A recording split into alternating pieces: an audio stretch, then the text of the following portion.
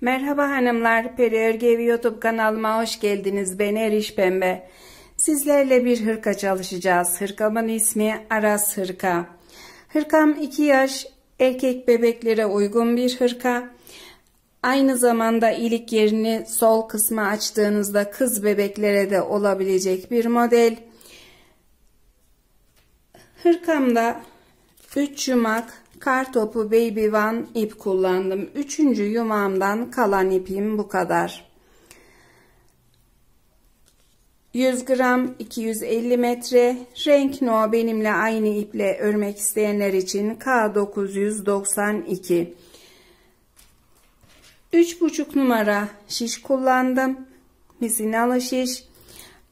6 tane düğme kullandım. İlik yerlerini 11 çizgi haroşa ile açtım. Hırkama yaka kapüşon kısmından başladım. Kapüşon kısmında bu kısımdan başladım. Daha sonra model uyguladık. Modelimiz Eriş modeli. Her yönden ayrı görünen bir model. Ayrıca tarif videosu yayınladım. Kapüşonu tamamladıktan sonra iç kısımda tekrar 83 ilmekle yaka başladım. Yakayı tamamladıktan sonra kapüşon ve yaka kısmını birleştirdik.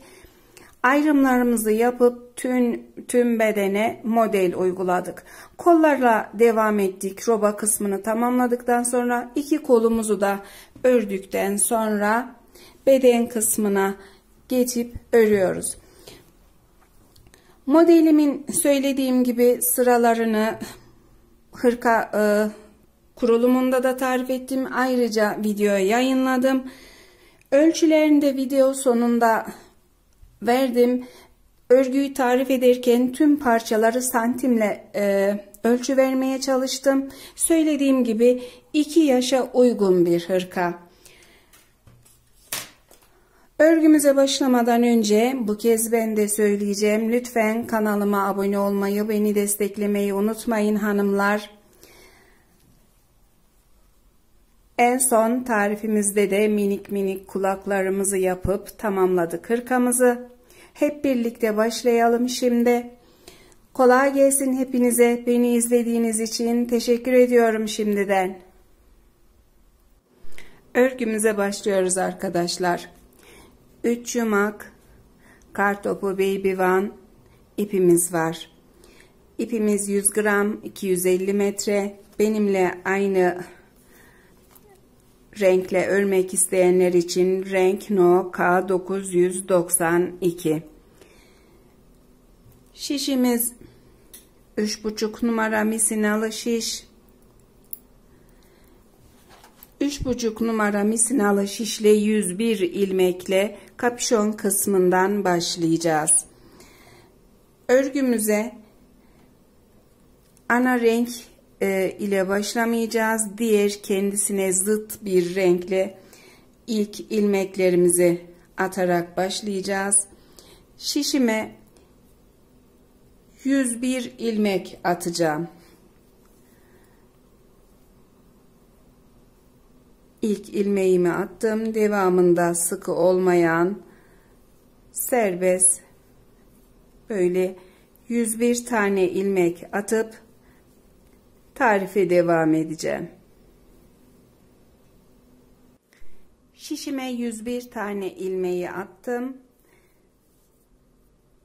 101 ilmekle bir sıra ters örgü öreceğim. Kenar ilmeğimi örüyorum. Diğer ilmeklerimi de ters örerek bir sıra örgü öreceğim. Sıramı tamamlıyorum. Ters örerek tarife devam edeceğim sıramı tamamlayınca.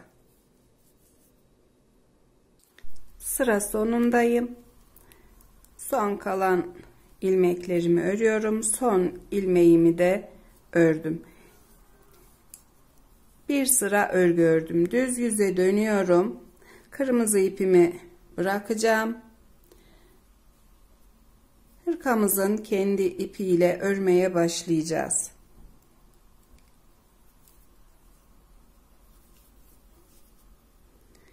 azıcık uzun bırakıyorum.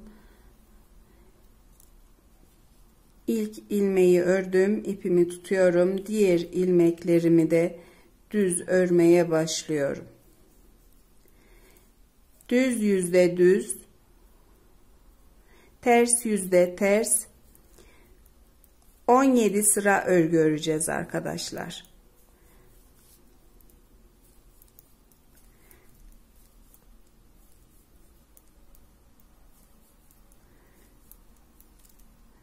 Diğer yüzde de ters öreceğim. 17 sırayı tamamlayınca tarife devam edeceğim. Bir de arkadaşlar sıra sonundayım. Son ilmekleri gri ipime geçtiğimde bu yüzden ördüm, döndürüyorum. Ters yüzde de örüyorum. İpimi bu şekilde yerleştiriyorum. İlmeklerimi ters örmeye başlıyorum.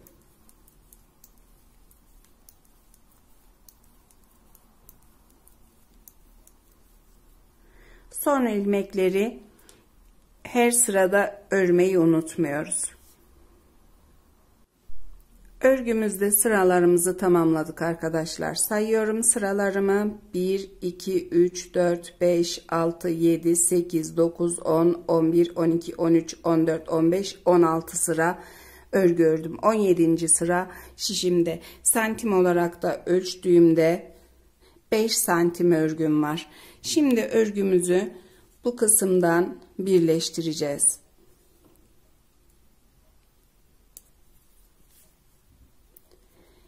Kenar ilmeğimi örmüştüm. Tekrar örüyorum. Sıkılaştırıyorum biraz. Örgünün alt kısmından, bu kısımdan ilk gri ve kırmızı örgünün birleşim yerinden bir tane ilmek takıyorum bu şekilde. Şişime alıyorum. İpimi öne atıp birlikte, ikisini birlikte ters örüyorum.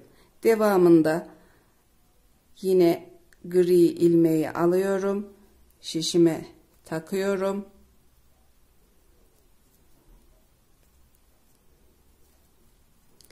İpimi öne atıp ters örüyorum yine. Devamındaki ilmekleri eğer ördüğünüz için sıkılaşırsa bir ince şişle yardım alıp takabilirsiniz.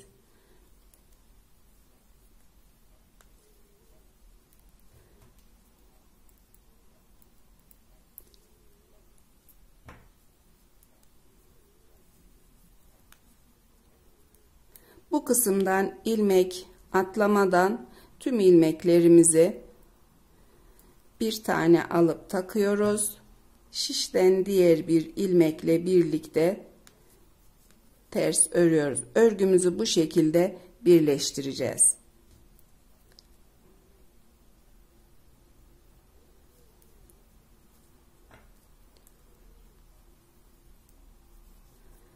Sıra sonuna kadar bu işleme devam ediyorum. Sıra sonunda tarife devam edeceğim. Sıra sonundayım. Birleştirdim tüm ilmeklerimi. Son 2 ilmeğim kaldı. Bir tanesini daha taktım. İkisini birlikte ördüm. Bu kısımdan sonuncusunu da alıyorum. Son olduğu için biraz sıkı.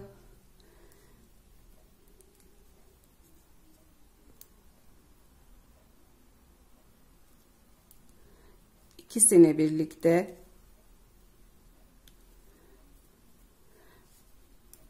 ördüm. Şimdi bu örgümüzü, kırmızı örgüyü çıkaracağız.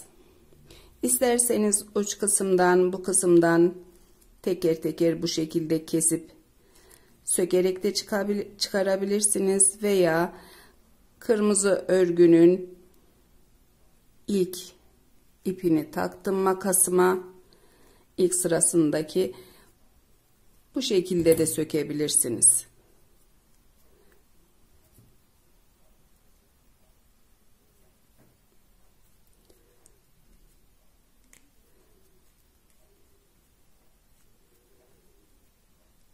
gayet rahat ilk sıradan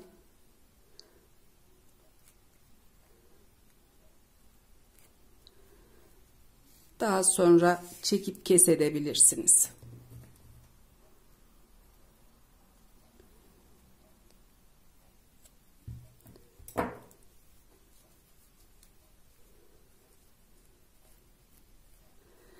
Tamamen çıkartıp örgümden kırmızı örgüyü tarife devam edeceğim örgüyü çıkarttıktan sonra.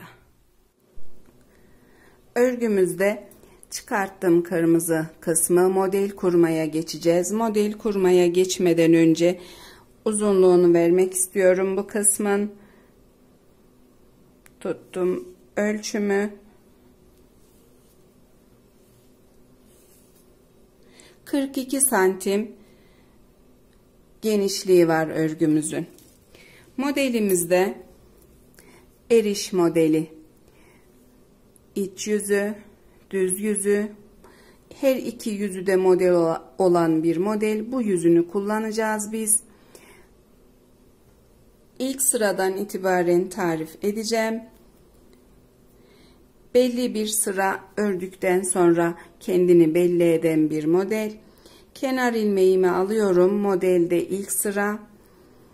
İpimi öne atıyorum. Tüm ilmeklerimi ters örüyorum. Modelin düz yüzünde tüm ilmeklerimiz ters. Sıramı tamamlayıp ters yüzde ikinci sırayı tarif edeceğim.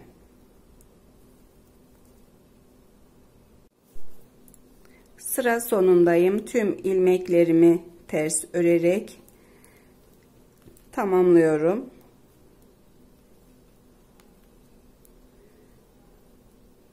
Son ilmeğimi örmeden taktım. Çeviriyorum örgümü. Örgümde ikinci sıra. Ters yüzde kenar ilmeğimi bu şekilde dolayıp öreceğim. Devamında 2 ilmek haroşa öreceğim. 1 2 ilmek. Şişimde 3 ilmek var. 2 ilmek haroşadan sonra bir tane düz ilmek örüyorum. Bir tane ters ilmek örüyorum. Tekrar bir düz ilmek, bir ters ilmek, bir düz ilmek, bir tane ters ilmek.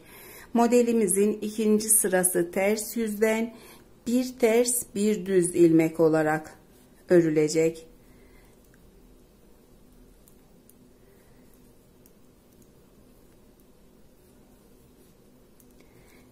Devam edip sıra sonuna 3 ilmek kalana kadar bir ters bir düz örgüyle devam ediyorum. Düz yüzde tekrar tarif edeceğim. Sıra sonundayım. Bir düz ilmek, ters ilmek, düz ilmek, ters ilmek ve düz ilmekle bitirdim ikinci sıra model sırasını. Sol yöndeki şişimde 3 ilmeğim var. 3 ilmeğimi 2 tanesini haroşa örüyorum. Son ilmeğimi taktım şişime. Çeviriyorum örgüyü. Kenar ilmeğimi bu şekilde ördüm. İpimi öne atıp 2 ilmek haroşa ördüm. Kapüşonumuzun iki yönünde 3'er ilmeklik haroşa olacak. Üçüncü sıra düz yüzde tüm ilmeklerimizi ters örüyoruz.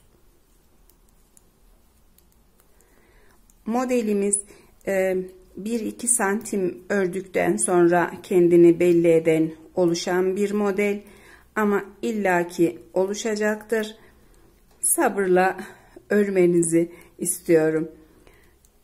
Alışlarınız benimle aynı olmalı.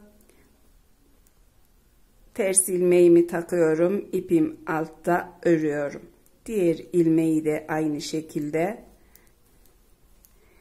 Diğer yüzde tarife devam edeceğim. Örgünün tekrar ters yönündeyiz arkadaşlar. Bu sırada dikkatli izlemenizi istiyorum. Modelimizi belirleyen sıra bu sıramız.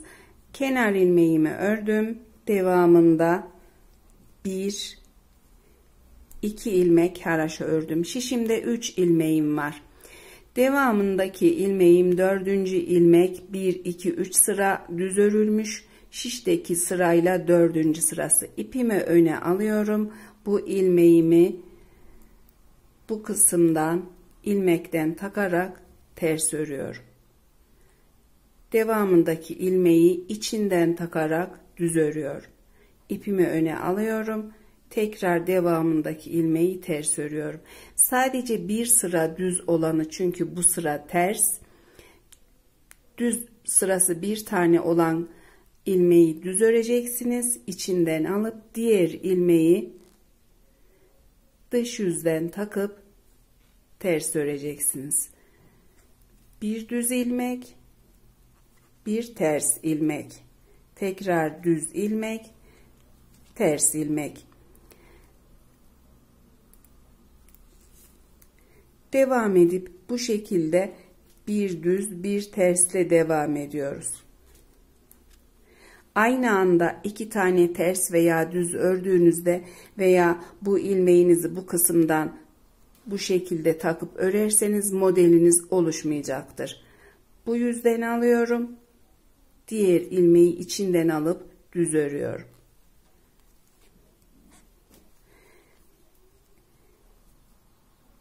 Bu sıramı tamamlayacağım. Diğer yüzden de tüm ilmeklerimi ters öreceğim. Tekrar tarife iç yüzde devam edeceğim. Sıra sonundayım. İlmeklerimi ters örüyorum.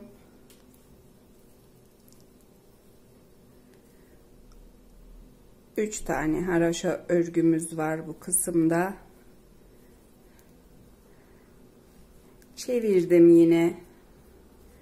İç yüzdeyim. Kenar ilmeğimi örüyorum. 1 2 ilmek haroşa örüyorum. 3 ilmeğim var. Yine bir ters bir düz ilmek öreceğiz. Aynı şekilde yapacağız.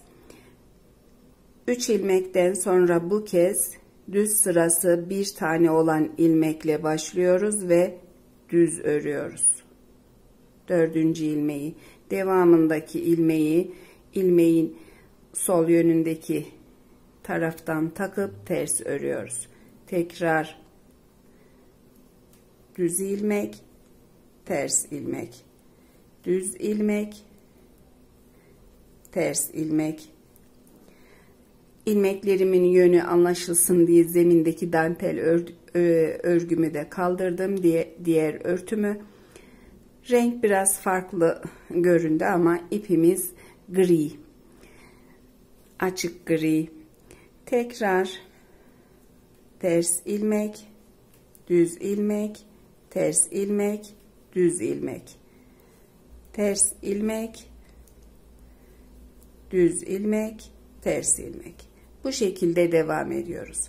Düz yüzden modelimiz bu şekilde kendini belli etti. Devam ediyorum. Birkaç santim ördükten sonra modelin nasıl göründüğünü göstereceğim. Modelimiz çoğaldıkça kendini belli etti.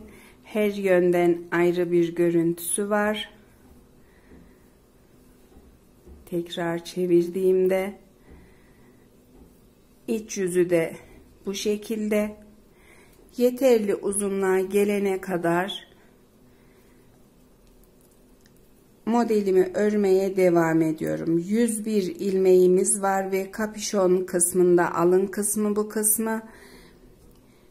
Yeterli büyüklüğe gelene kadar öreceğim. Daha sonra santim olarak ölçü vereceğim arkadaşlar. Düz yüzdeyim ve tüm ilmeklerimi ters örerek devam ediyorum. Örgümüzün kapüşon kısmında Yeterli örgüyü tamamladım. Şimdi bu kısımdan ölçü veriyorum. Örgümün ilk başlangıcından itibaren 20 santim örgü ördüm. 20 santim örgü ördüğümde tekrar bu kısımda ilk model uygularken başladığımda 42 santim örgümüz vardı.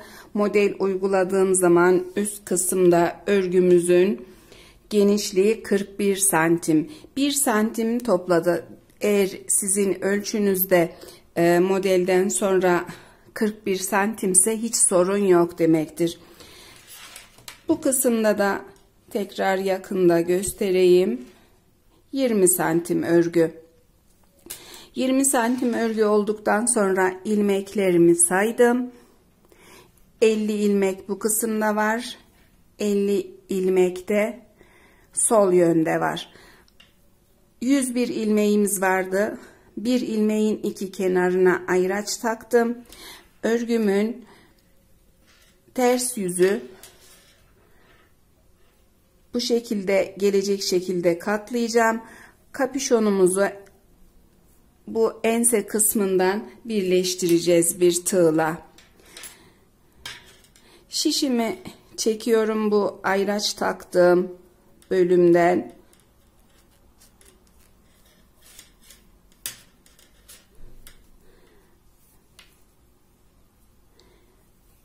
Bu şekilde örgümü düzelttim.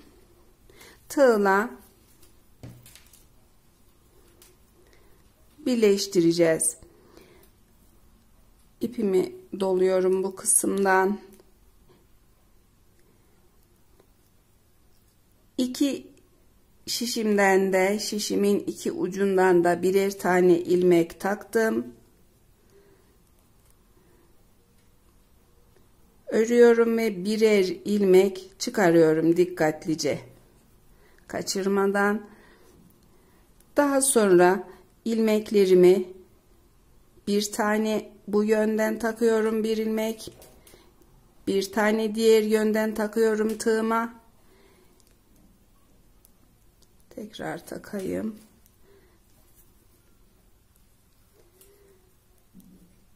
Bu şekilde ilmeklerimi kapatacağım.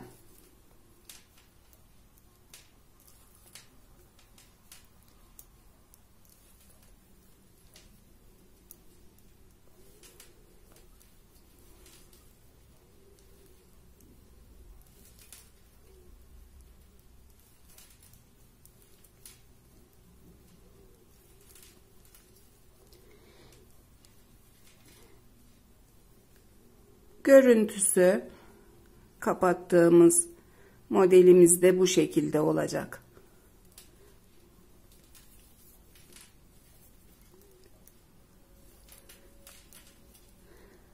Tüm ilmeklerimi bu şekilde kapatıyorum. Bu kısımda tarife devam edeceğim.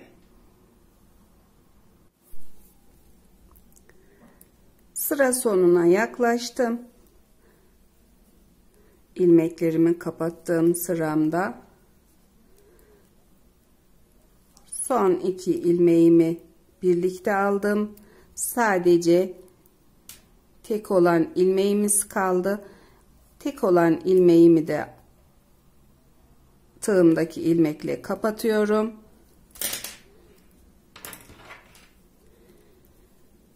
İpimi kesiyorum.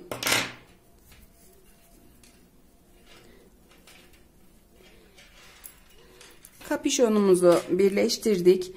Bu kısımdan sıra olarak da söylemek istiyorum. Az önce unutmuşum. Örgümüzü birleştirdikten sonra haroşa çizgi sıralarımız 2, 4, 6, 8, 10, 12, 14, 16, 18, 20, 22, 24, 26, 28, 30, 32, 34, 36 çizgi haroşamız var iki yönde de.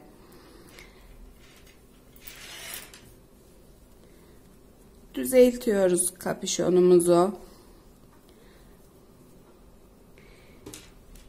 İlmek takacağız şimdi kapüşonumuza.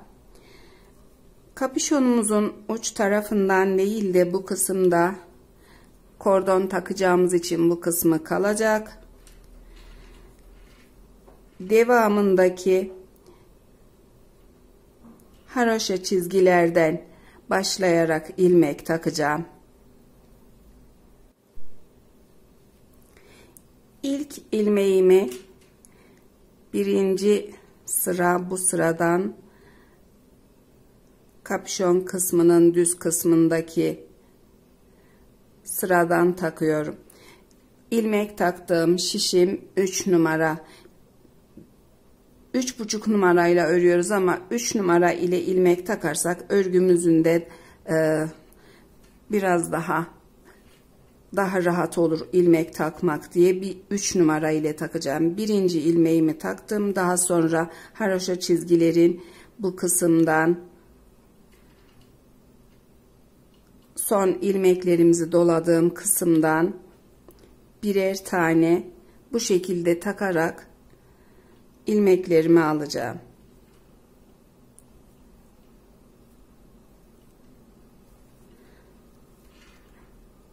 İki yüzü de hiçbir şekilde son ilmek veya herhangi bir bozukluk olmayacak. Bu şekilde takıyorum.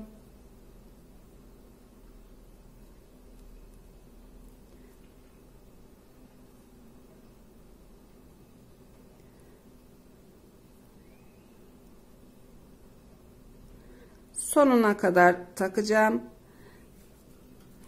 ve ilmeklerin kaç tane olduğunu söyleyeceğim.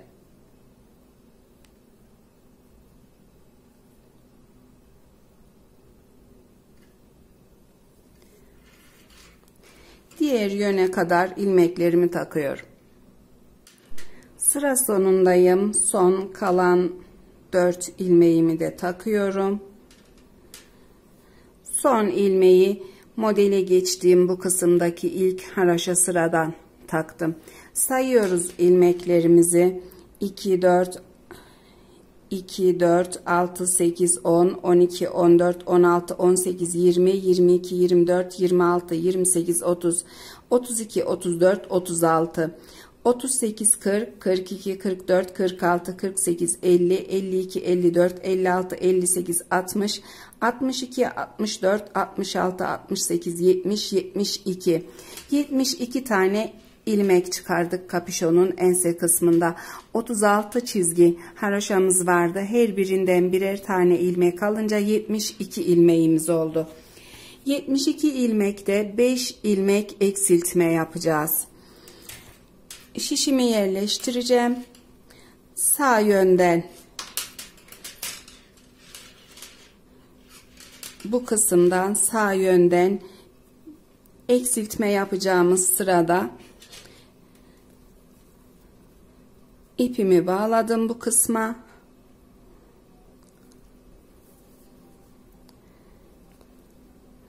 Bir tane ilmeğim düzgün takılmamış.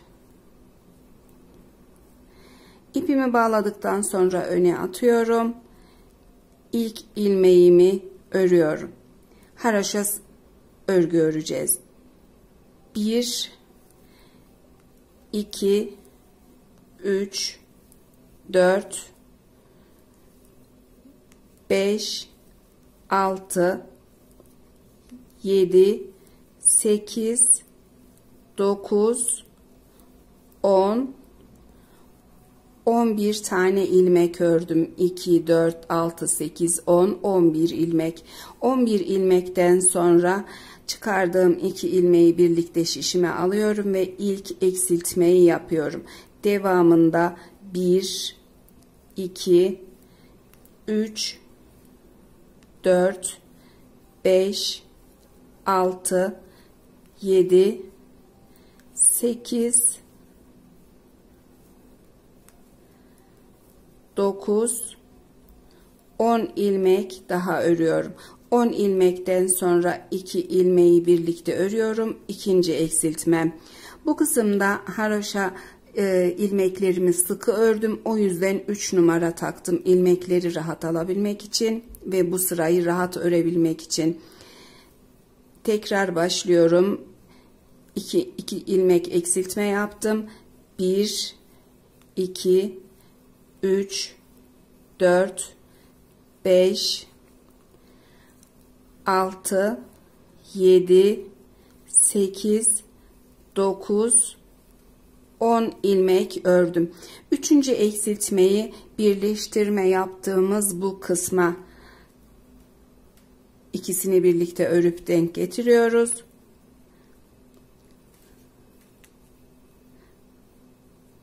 İpimiz takıldı. 3. eksiltme devamında yine 1 2 3 4 5 6 7 8 9 10 ilmek örüyorum.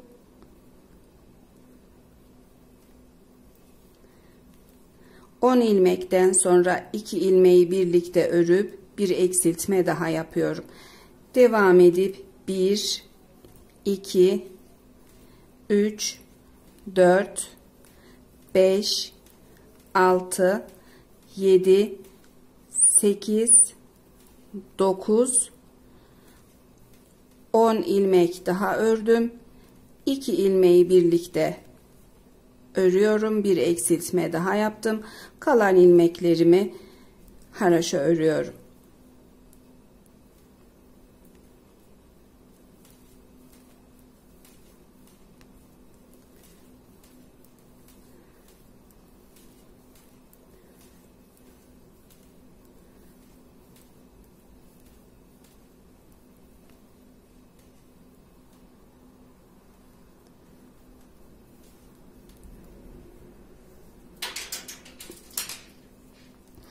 Sayıyoruz ilmeklerimizi. 2 4 6 8 10 12 14 16 18 20 22 24 26 28 30 32 34 36 38 40 42 44 46 48 50 52 54 56 58 60 62 64 67 ilmeğimiz var. Kapüşonumuz bu şekilde bekleyecek. Biz 3,5 numara şişimize hırkamızın yaka kısmını başlayacağız tekrar. Diğer ipimle başlayacağım. İkinci ipimi aldım. Biraz ip bırakıyorum. Gürültü yapmasın. Şişime 83 ilmek atacağım. Yaka kısmını öreceğiz. Daha sonra yaka kısmını tamamlayınca kapüşonumuzla birleştireceğiz. Birinci ilmeğimi attım. İkinci ilmeğim. Şişime 83 ilmeği atıp devam edeceğim tarife.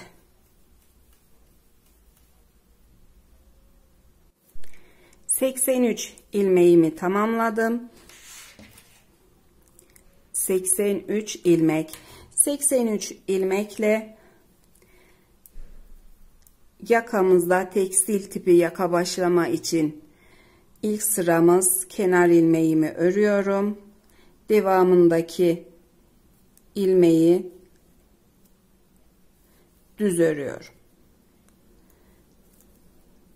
Üçüncü ilmeğimi ters örüyorum. Tekrar bir düz ilmek örüyorum. Sıramız bir ters bir düz.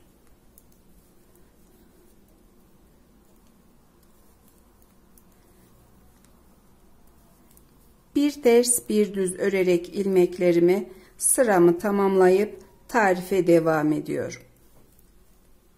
Düz ilmek, ters ilmek, tekrar düz ilmek ve ters ilmek.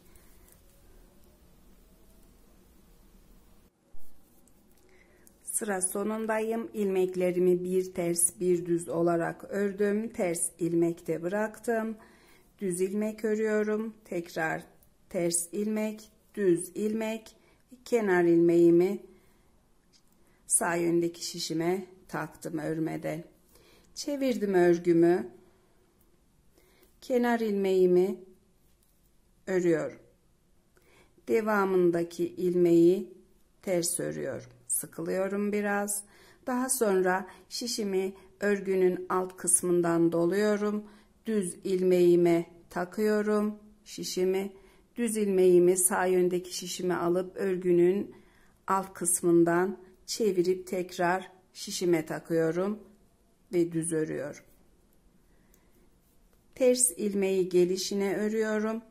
Düz ilmeği yine alt kısımdan şişime takıyorum. Düz ilmeği sağ yöndeki şişime aldım, çevirdim.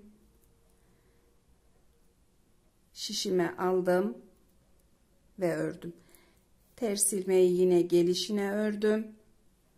Düz ilmeği çevirip sağ yöndeki şişime aldım, çevirdim ilmeği örgünün altından şişime taktım, düz ördüm.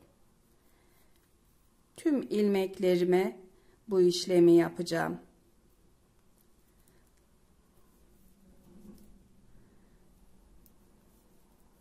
Ters ilmeği gelişine örüyorum. Düz ilmeği sağ yöndeki şişime alıyorum, çevirip takıyorum ve örüyorum.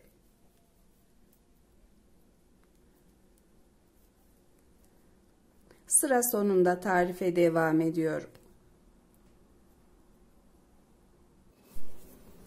Sıra sonundayım. Ters ilmeğimi örüyorum. Düz ilmeğime yine aynı işlemi yapıyorum. Tekrar ters ilmek.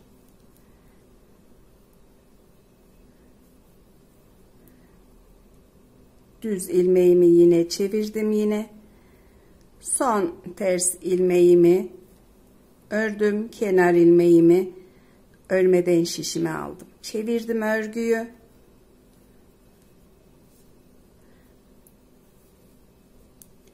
Kenar ilmeğimi örüyorum. Daha sonra ilmeklerimi bir düz, bir ters örgü örüyorum. Ters ilmek, düz ilmek, ters ilmek, düz ilmek, ters ilmek, tekrar düz ilmek. Sıramı tamamlayacağım. Diğer yüzden de bir ters, bir düz sıra öreceğim. 2 sıra örgüyü tamamlayıp tarife devam edeceğim.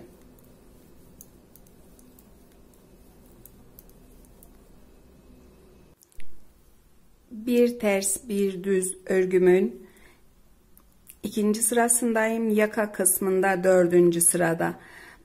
İlmeklerimi ördüm. Son kalan 2 ilmeği örmeden şişime alıyorum. Çeviriyorum örgüyü. 5. sıramız. Düz yüz, ipimiz sağ yönde. 2 ilmeği şişime taktım.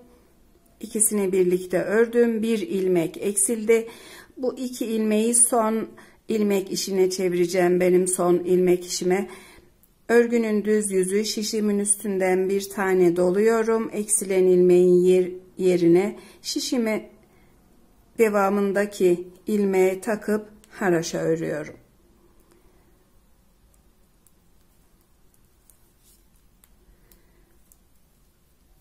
Beşinci sıra tüm ilmeklerimiz haroşa. Diğer yöne kadar, sol yöne kadar örüp bu kısımda son ilmek işini tarif edeceğim. İlik yeri için yeterli mesafe olduğunda da ilik yerimizi açacağız. Sıra sonunda tarife devam ediyorum. Sıra sonuna yaklaştım. 2 ilmek kalana kadar ilmeklerimi haroşa ördüm. 2 ilmek kalınca örmeden sağ yöndeki şişime alıyorum. Çeviriyorum örgüyü. İkisini birlikte şişime takıyorum. 1 ilmek eksildi yine. Örgünün ters yüzü bu kısım. Ters yüzde düz yüzden ters yüze doğru şişimin üstünden atıp bu şekilde doluyorum. Bu şekilde ters yüze alıp ilmeklerimi, ipi ters yüze alıp ilmeklerimi yine haroşa örüyorum. Sıramı tamamlayıp ilik yerinde tarife devam edeceğim.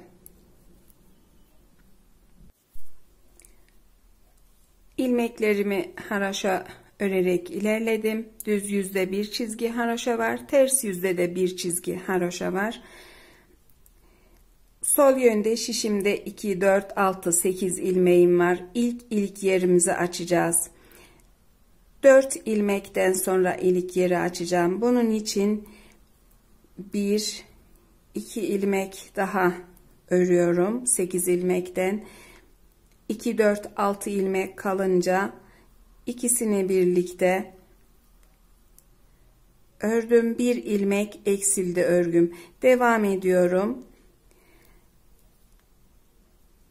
İlik yeri için diğer yüzde bir tane dolayacağız. Son ilmek işini doladığım ilmeği ve kenar ilmeğini örmeden şişime aldım. Çevirdim. İkisini birlikte sağ yöndeki şişe alıp ördüm. Tekrar şişimin üstünden ipimi atıp doladım. Ön yüze aldım ipi. 1, 2 tane haroşa ördüm. Şişimde 4 ilmek var. İlik yeri için bu kısımdaki eksilen ilmeğimin yerine doluyorum. İlmeklerimi haroşa örerek devam ediyorum. İlik yerini açtım.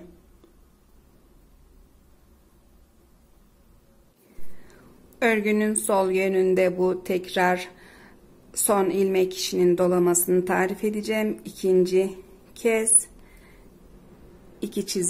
ikinci çizgi haroşadayız.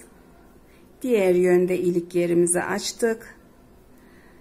İlmeklerimi ördüm. Sol yöndeki şişimde doladığım ilmek ve kenar ilmeğim kaldı. İkisini birlikte örmeden şişime alıyorum. Çeviriyorum örgüyü. İkisini birlikte sağ yöndeki şişime takıyorum. Örüyorum. Şişimi ipimin altından bu şekilde doluyorum. İpi ters yüze alıp ilmeklerimi haroşa örüyorum.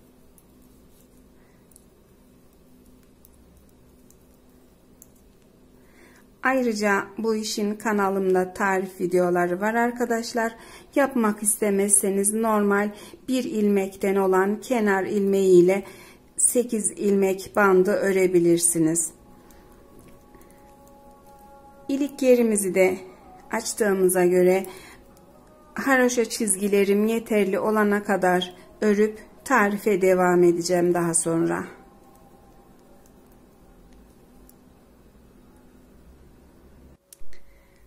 Hırkamızın yakasında tekstil tipi örgü başlama ile başladık. Daha sonra 1, 2, 3 çizgi haroşa olana kadar ördüm. Ters yüzünde de 3 çizgi haroşa var. Şimdi kapüşonla yakamızı birleştireceğiz. Yaka kısmından kenardaki bu son ilmek işlerimle birlikte 8 ilmek öreceğim. İkisini birlikte ördüm. Doluyorum şişemin üstünden atıp devamında 1, 2, 3, 4, 5, 6 ilmek daha ördüm. 2, 4, 6, 8 ilmeğim var. 8 ilmeğimi ördükten sonra kapüşon kısmının iç kısmına yerleştireceğim. İlmek aldığımız ilmeklerini ikisini birlikte örerek yakayı ve kapüşonu birleştireceğiz. Şişimi yine çekiyorum. Bu yöne doğru örmüştük kapüşonu. yerleştiriyorum. Örgünün düz yüzü, ters yüzü iç kısmı.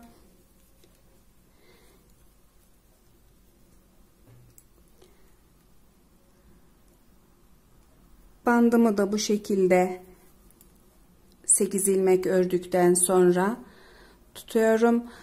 Kordon takacağımız kısım bu şekilde kalacak. Bandımız da kapüşondan iç kısımda kalacak. Eşit miktarda ilmeğimiz var. Kapüşon ilmekleri ve yaka kısmındaki ilmekleri birlikte ördüğümüz zaman diğer yönde yakada 8 ilmeğimiz kalacak. İkisini birlikte diğer şişimden yaka kısmından bir ilmek alıyorum. Kapüşon kısmındaki şişime takıyorum. Bu şekilde birlikte haraşo örüyorum. Bu kısımda ipim dolanmış, düzelteceğim. İlk ilmeğimi birleştirdim. Daha sonra yine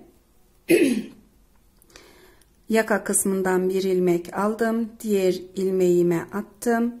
Diğer şişime attım. İkisini birlikte şişime aldım ve ördüm. Bu kısımdan aldığımız zaman da aynı şekilde olacaktır. Diğer şişim 3,5 olduğu için 3,5 numara şişten alıp kapüşon kısmındaki şişe takıyorum.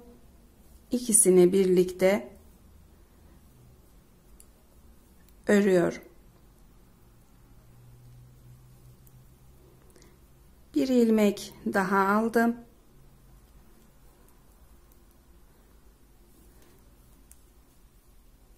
İkisini birlikte ördüm.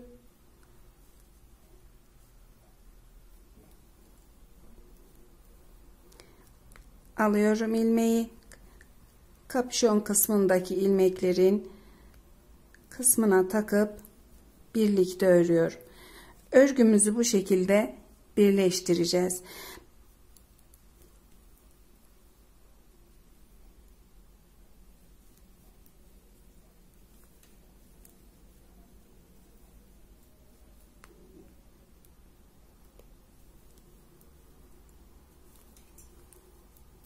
Sıra sonuna kadar devam ediyorum.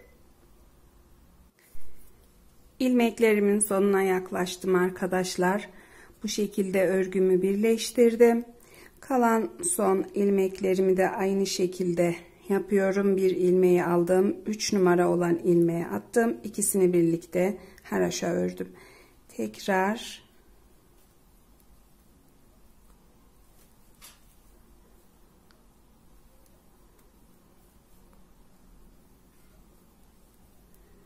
son 2 ilmeğim, sonuncu ilmeğimi de aldım. 3 numara şişime alıp ikisini birlikte haraşo ördüm. Bırakıyorum şişimi.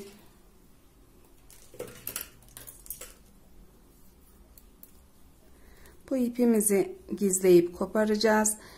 Sol yöndeki şişimizde 2, 4, 6, 8 ilmeğimiz kaldı. 8 ilmeği de haroşa örüyorum.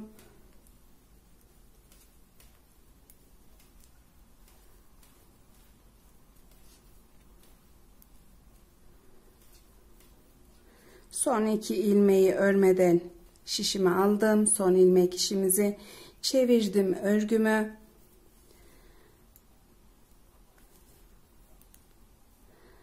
İkisini birlikte ördüm. Düz yüzden ters yüze doğru şişime doladım. Sıramı haroşa örerek tamamlıyorum. Sıramı tamamlayacağım. Daha sonra ilmeklerimizi belirleyip ayrımlarımızı yapacağız.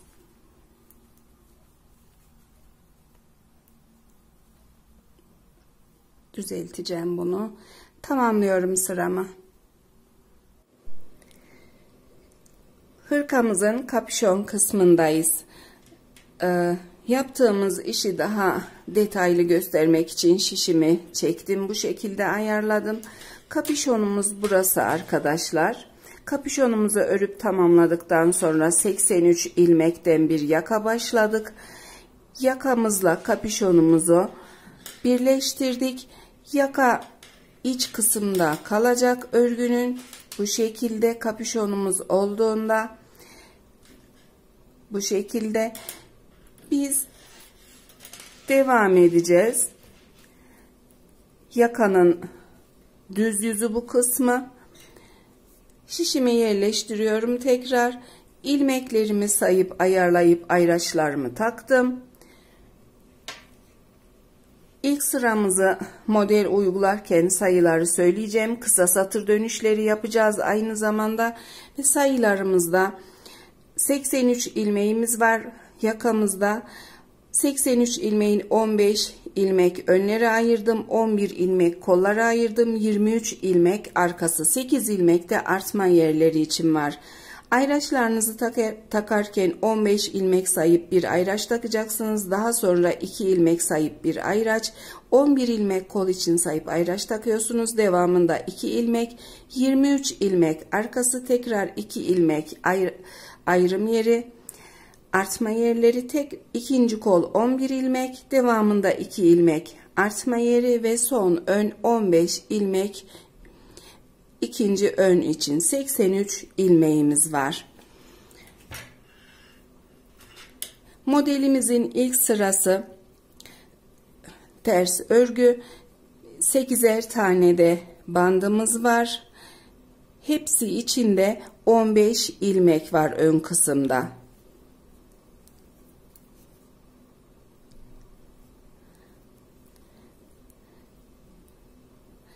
Kenar ilmek işini ikisini birlikte alıp ördüm. Şişimin üstünden doluyorum. Devamında bandımın ilmeklerini örüyorum. Haroşa örüyorum.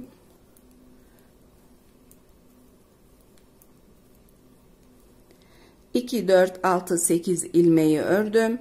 Devamındaki ilmeklerim modelin ilk sırasına göre, eriş modelinin ilk sırasına göre tüm ilmekler ters örülecek. İç yüzden modelimizi bir ters bir düz olarak öreceğiz. Ayracıma kadar 1, 2, 3, 4, 5, 6 ve 7. Toplamda 2, 4, 6, 8, 10, 12, 14, 15 ilmek ördüm. 15 ilmekten sonra bir tane artma ekliyorum. Ayracımı alıyorum. Artma yerindeki 2 ilmeği de haroşa örüyorum. Bu 2 ilmeği örgü boyunca haroşa öreceğim. Tekrar aldım ayracımı. Bir artma da kol için ekledim. Hırkamızın tamamı modelli olduğu için kol kısmına da model uygulayacağız. Ön ve arkaya da model uygulayacağız. Kol ilmeklerinde ters örüyorum. 11 ilmeğimiz var. Artmalarla 13 olacak bu sırada. Özellikle örgüye yeni başlayan arkadaşlar için ayrıntılı söylüyorum.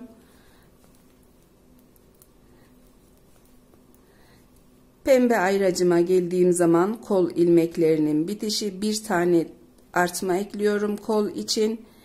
Ayracımı alıyorum. 2 ilmek haroşa örüyorum. Bu yeşil ayracımı da alıp hırkanın arkası için bir artma ekliyorum. Her ön yüzde artma ekleyeceğiz. Ayrım yerlerinde iki yönünde, ayraçlarımızın iki yönünde birer tane artma ekleyeceğiz. Daha sonra ilmeklerimi yine haroşa örüyorum. Ters örüyorum. Ters örgüyle haroşanın her iki yüzden örülen örme şekli aynı.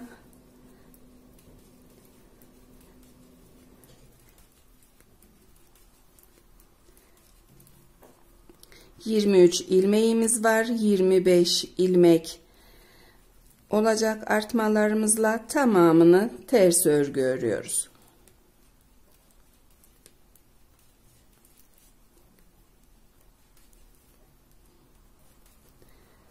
Sarı ayracıma geldiğim zaman 23 ilmeğimi tamamlamış oldum.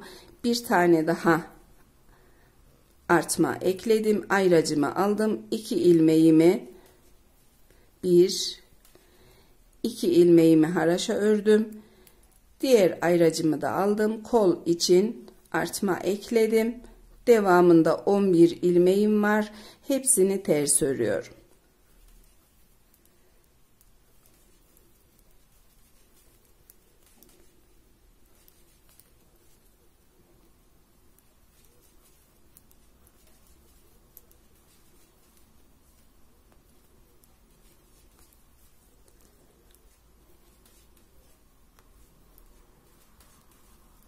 Ördüm 11 ilmeğimi.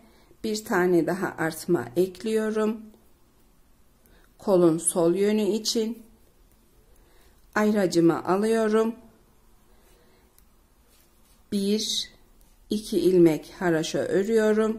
Devamında ayracımı aldım. Bir tane artma ekledim. Bu kısımlarda İlk dönüşümüzü yapacağız örgünün, hırkanın sol yönünde. Devamında bir ilmek örüyorum. İkinci ilmeğimi artmadan sonra bir ilmek ördüm. İkinci ilmeğimi örmeden sağ yöndeki şişime alıyorum. İpimi bu ilmeklerin ortasından doladım, örgüyü çevirdim. Bu kısımda ilmeklerimiz bekleyecek. Örmeden aldığım ilmeği tekrar aynı şekilde örmeden sağ yöndeki şişime aldım. Modelde uygulamaya başlayacağım. İlmeğimi, birinci ilmeği ters örüyorum. Artma ilmeğini düz örüyorum. Ayracı aldım. 2 ilmeği haraşa örüyorum. Kol ilmeklerine düz ilmekle başlayacağım. Model uygulamak için düz ilmekle bitireceğim. Artma ilmeğini düz örüyorum. Devamındaki ilmeği ters örüyorum. Tekrar düz ilmek, ters ilmek, düz ilmek, ters ilmek. Bir düz, bir ters örüyorum kolun ilmeklerini. 13 ilmek var. 11 ilmek belirledik. 2 ilmek artma ekledik. Artmadan önceki ilmeği ters ördüm. Artma ilmeğini düz örüyorum. Ayracımı aldım. Artma yerindeki 2 ilmeği haraşa ördüm. Ayracımı aldım. Arka kısmın ilmeklerindeyiz. 23 ilmeğimiz vardı. 25 ilmek oldu. Yine model için düz ilmekle başlıyorum. Artma için eklediğimiz ilmeği düz ördüm. Devamında ters ilmek, düz ilmek, ters ilmek. Bir düz, bir ters ilmek. Modelimizin ikinci sırası.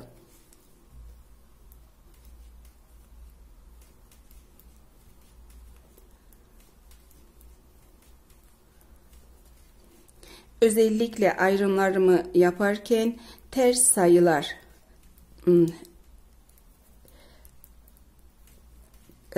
özellikle ilmeklerimi ayarlarken tek sayılar üzerine ayarladım. Düzle bitirip düzle başlamak için ters ilmek ördüm, düz ilmek ördüm, ters ilmek ördüm ve tekrar düz ilmekle arka bölümdeki ilmekleri modelimi uyguladım. Devamında 2 tane haraşa örüyorum. Her iki yüzden de bu ilmeklerimizi ters öreceğiz. Ayracımı aldım. Kol ilmeklerindeyim. İkinci kol. Yine düz ilmekle başlıyorum. Bir düz, bir ters, bir düz, bir ters, bir düz, bir ters.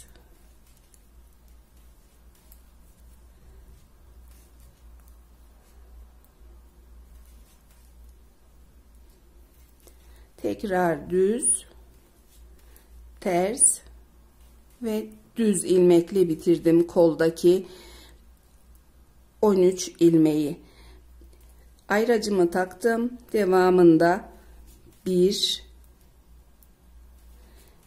2 ilmek haroşa ördüm. Mavi ayracı aldım. Artma ilmeğini düz örüyorum. Devamında bir tane ters ilmek örüyorum. Üçüncü ilmeği örmeden ipimi öne alıp örmeden şişime alıyorum. İpimi etrafından doluyorum. Örgünün düz yüzünü çeviriyorum. Bu kısımdaki 2, 4, 6, 8, 10, 12, 13 ilmeğim bekleyecek. Tekrar oyuntu için örgünün sol yönüne doğru örmeye başlıyorum. İlmeklerimin sırası modele göre tamamı ters örülecek.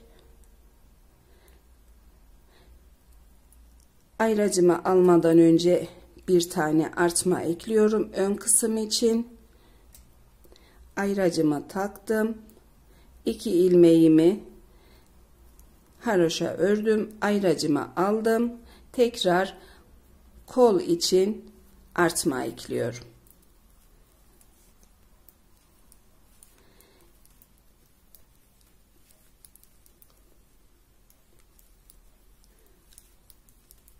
Bu kısma kadar öreceğim. Kırmızı ayracıma kadar tarife burada devam edeceğim. Artmalarımızı ekleyip ilmeklerimizi ters örüyoruz.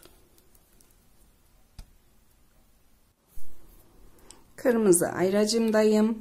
Kol ilmeklerini ördüm. Bir tane artma ekliyorum. Kırmızı ayracı alıyorum.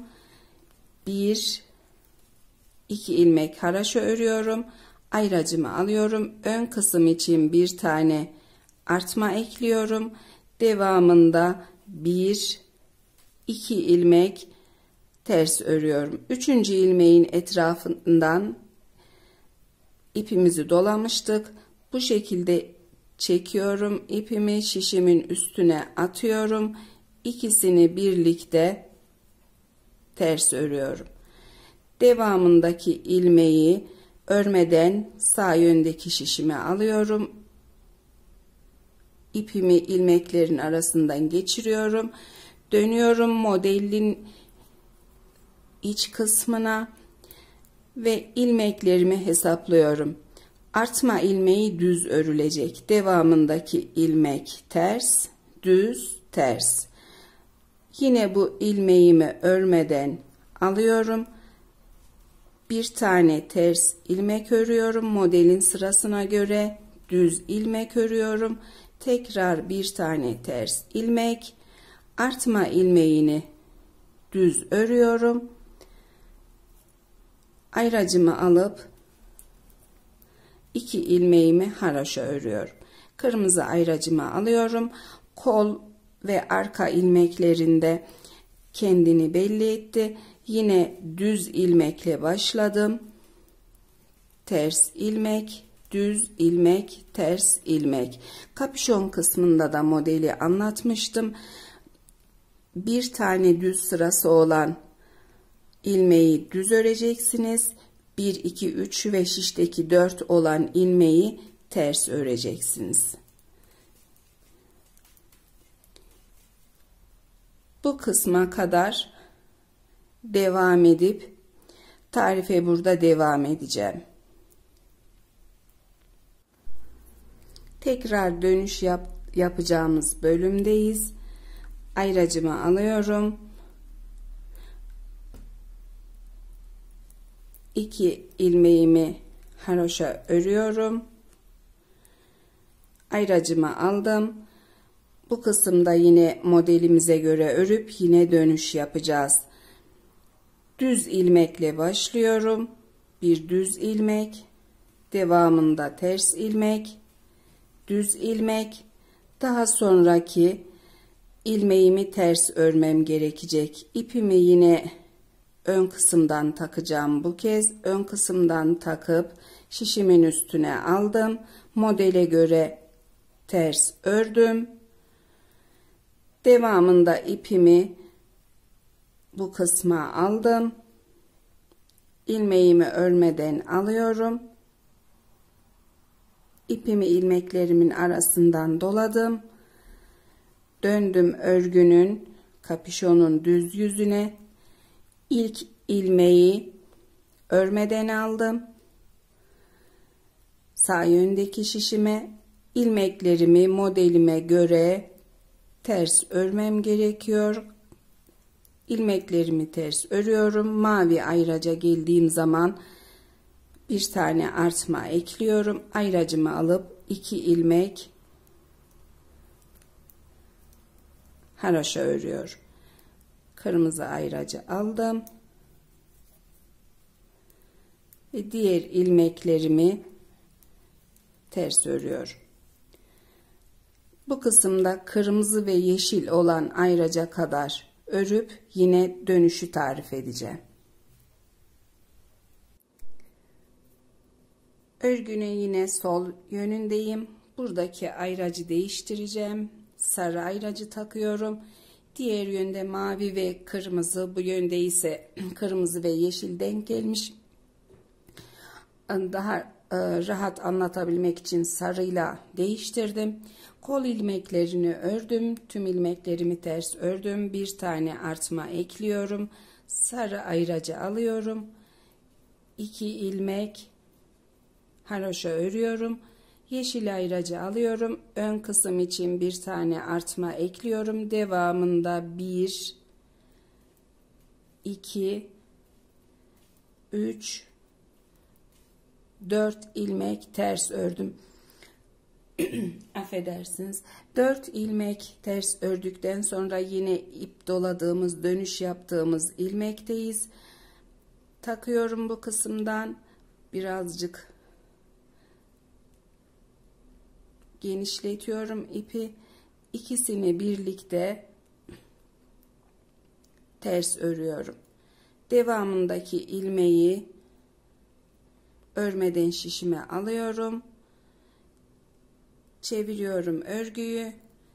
İpimi ilmeklerimin arasından geçirdim. Bu örmeden aldığım ilmeği yine örmeden aldım. Artma ilmeğime kadar hesaplıyorum. Düz ilmek, ters ilmek, düz ilmek, ters ilmek, düz ilmek, ters ilmek. Ters ilmekle başlıyorum. Model için örmeye. Devamındaki ilmeğim bir sıra düzü var. Düz ilmek, ters ilmek, tekrar düz ilmek, ters ilmek ve düz ilmekle bitiriyorum. Bantlarımız kalana kadar birer ilmek alarak dönüşlerimizi yapacağız. Her iki yönde de bu tarif ettiğim gibi 8 ilmek kalınca dönüş yaptığımız ilmeklerimizi tamamlamış olacağız. Düz ilmekle başlıyorum. Ters ilmek ile örüyorum. Kol ilmeklerinde modele göre tekrar ters ilmek, düz ilmek. Bu kısımda tarife devam ediyorum. Örgünün ters yüzünde kol ilmeklerini ördüm. Ayracımı alıyorum. 2 tane haroşa ilmeğimi örüyorum. Devamında modelime göre düz ilmekle başlıyorum. Bir düz ilmek, ters ilmek, düz ilmek, ters ilmek ve düz ilmek. 1 2 3 4 5 ilmek ördükten sonra yine bu ipini doladığımız ilmeğimiz geldi. Alıp üst kısmına atıyorum. Şişin ikisini birlikte ters örüyorum. Devamındaki ilmeği örmeden şişime alıyorum. İpimi ilmeklerin ortasından geçiriyorum. Tekrar ilmeği örmeden alıp ilmekleri ters örüyorum.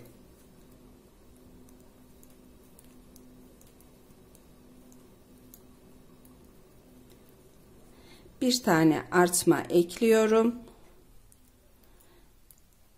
Artmadan sonra ayracımı alıp 2 ilmeğimi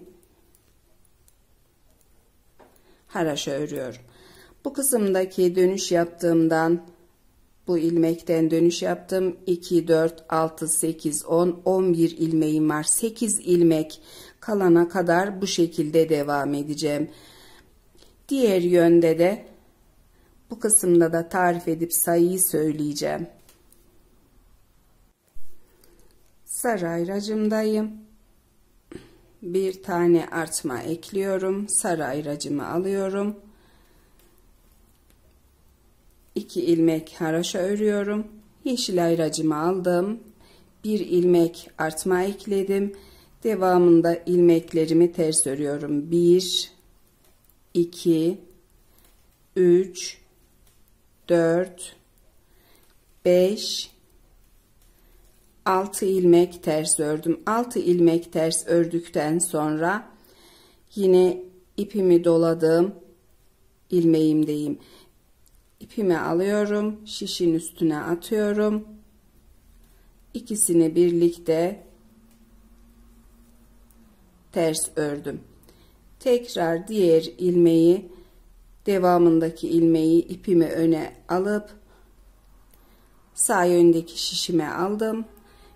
İpimi orta kısımdan geçirdim.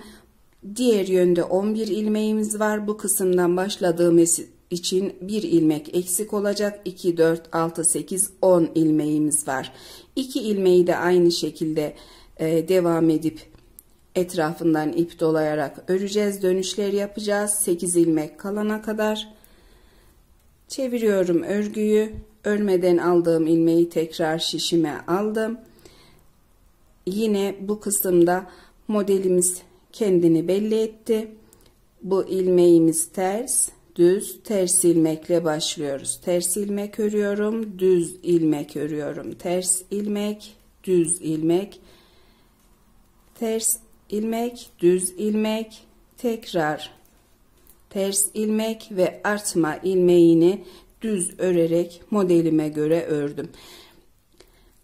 Kalan ilmeklerimi de tarif etmeyeceğim arkadaşlar. 8 ilmek kalana kadar dönüşlerimi yapıp tarife devam ediyorum.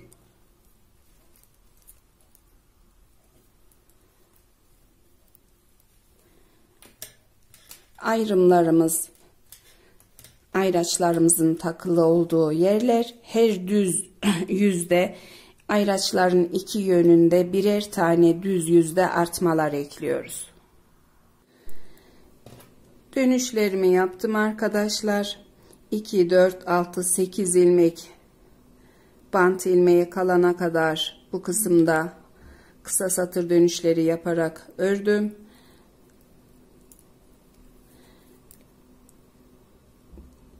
Koldan sonraki 2 ilmek haroşayı ördüm. Ön için bir tane artma ekliyorum ve ilmeklerimi model sırasına göre ters örüyorum. Kaç tane ördüğümü de sayayım. Artmadan sonra 1 2 3 4 5 6 7 8 9 10 11 12 ilmek ördüm. 12 ilmekten sonra yine bu kısımda etrafından ip doladığımız ilmeğimiz geldi. Tekrar doladığım ilmeği, ipi alıp şişimin üstüne attım. İkisini birlikte ters ördüm. Sol yönde 2, 4, 6, 8 bant ilmeğim var. Haroşa örüyorum bant ilmeklerimi. Son 2 doladığım ilmeği ve son ilmeği örmeden sağ yöndeki şişimi aldım. Örgünün ters yüzüne döndüm. İkisini birlikte ördüm. Düz yüzden ters yüze doğru şişimin üstünden doladım. Bir tane eksilen ilmeğin yerine 6 ilmeğimi de haroşa ördüm.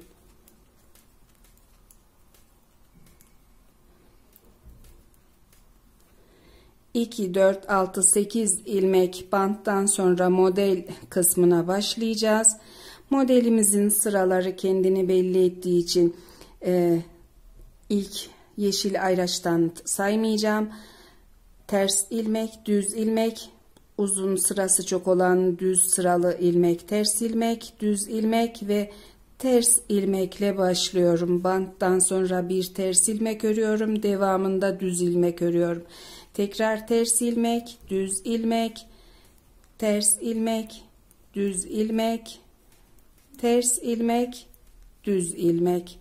Tekrar ters ilmek, düz ilmek ve ters ilmek, düz ilmek,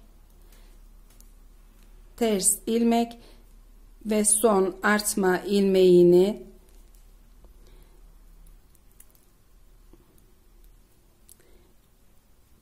düz örerek tamamladım modelli bölümü. Diğer bölümleri kol, arka ve ikinci kolu örüp bu kısımda tarife devam ediyorum. Örgümün ters yüzündeyim. İlik açtığım bant kısmındayım. Diğer yönde 8 ilmek bandımızı ördük. Sıralarımızı tamamladık. Kısa satır yaptığımız sıraları bu kısımda da ilmeklerimi modelime göre öreceğim. Düz ilmekle başlıyorum. Ters ilmek örüyorum. Düz ilmek, ters ilmek, düz ilmek, ters ilmek. Tekrar düz ilmek, ters ilmek, düz, ters ilmek, düz ilmek ve tekrar ters ilmek ördüm. Düz ilmek ördüm. Şişimde 2, 4, 6, 8 ilmeğim, bir de dönüş yaptığım ilmeğim kaldı. Bu kısımda ise ayraçtan sonra ördüğüm ilmek sayısı 2, 4, 6, 8, 10, 13. 13 ilmeğim var. Bu kısımdaki doladığım ipi yine ilmeğimin üstüne attım. İkisini birlikte ters ördüm. Tamamladık dönüş yaptığımız sıramızı. Bandımı örüyorum. Haroşa örüyorum. 6 ilmeğini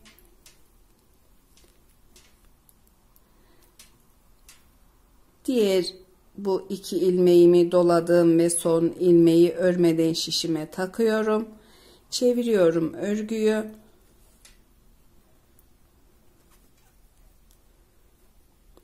İkisini birlikte ördüm. Örgünün düz yüzünde şişimin üstünden ipimi doluyorum. İlmeklerimi, bant ilmeklerimi haroşa örüyorum.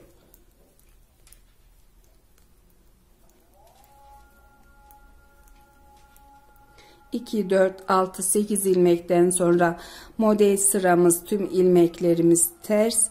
Hepsini ters örüyorum. Ayracıma kadar öreceğim.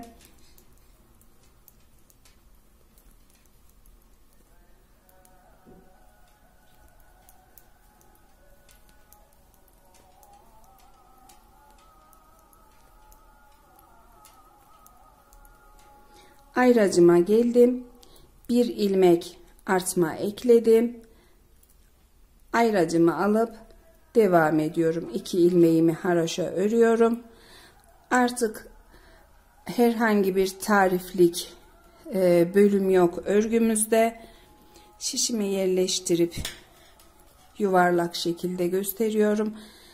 Ön kısımlarda da kol ve arkada artmalarımızı ekleyerek roba kısmında yeterli büyüklüğe gelene kadar öreceğiz. Görüntüsü de bu şekilde.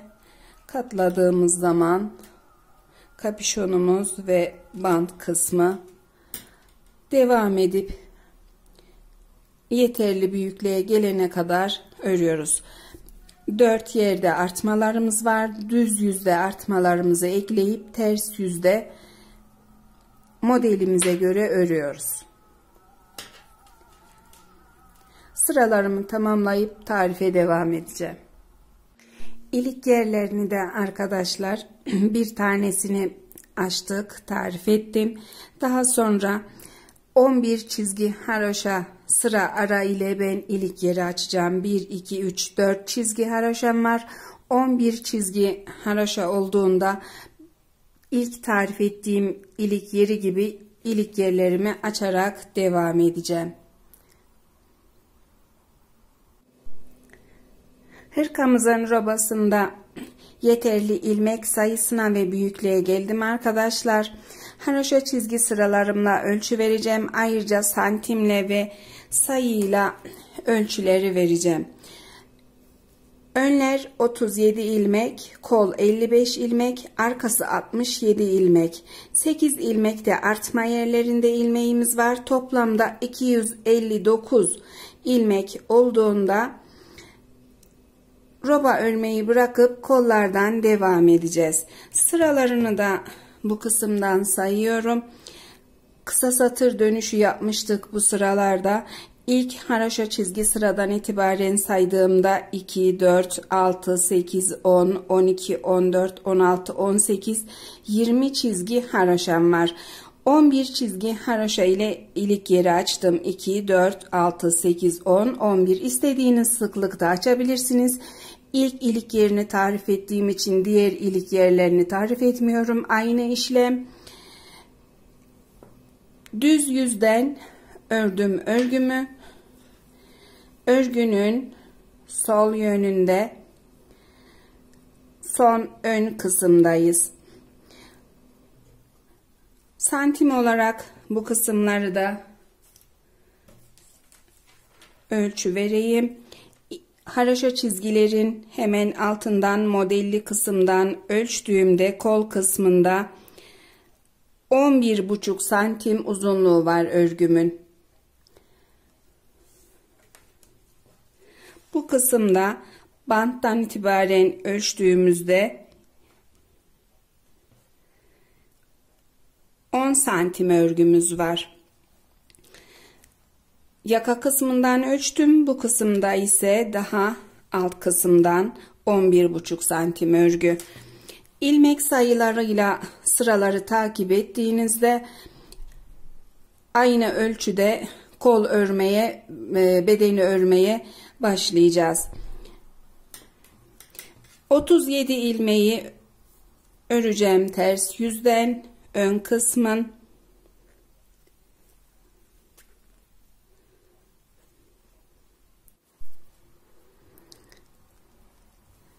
Kenar ilmeklerimi aldım.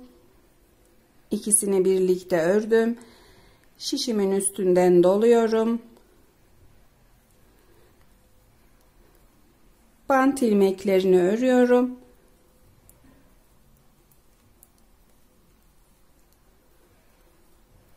İki, 4, 6, 8 ilmek bant ilmeği. Daha sonra modelime göre örmeye başlıyorum. Düz ilmek, ters ilmek, düz ilmek, ters ilmek. Sırası az olan, düz sırası az olan ilmeği düz örüyorum. Diğer ilmeği ters örüyorum. Bu şekilde belirleyip modelime göre örüyorum.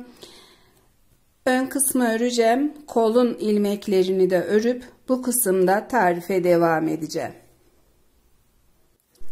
Kol ilmeklerinde sona yaklaştım. ters ilmek örüyorum. Son artma ilmeğini çevirip düz örüyorum. 2 ilmek artma yerlerinde olan ilmeğimizin bir tanesini örüyorum. Kol ilmeklerine ilave ediyorum. 55 ilmeğimiz var. Bu kısımdan bir tane daha aldım. 56 ilmek. Bir tane artma ekliyorum. Çeviriyorum örgüyü.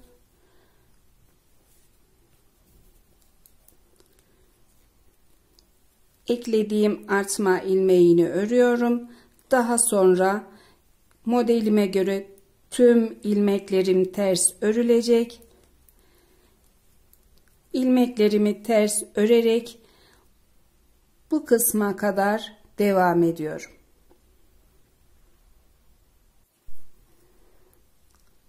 Düz yüzde kol ilmeklerini örüyorum. Ayrıca gösteriyorum örgünün neresinde olduğumuz daha iyi belli olsun. İlmeklerimi artma yerindeki bir ilmeğe kadar örüyorum. 2 tane artma yerinde haroşa ilmeğimiz var. Bir tanesini örüyorum. Diğer bir tanesini ön kısmın ilmeklerine bırakıyorum.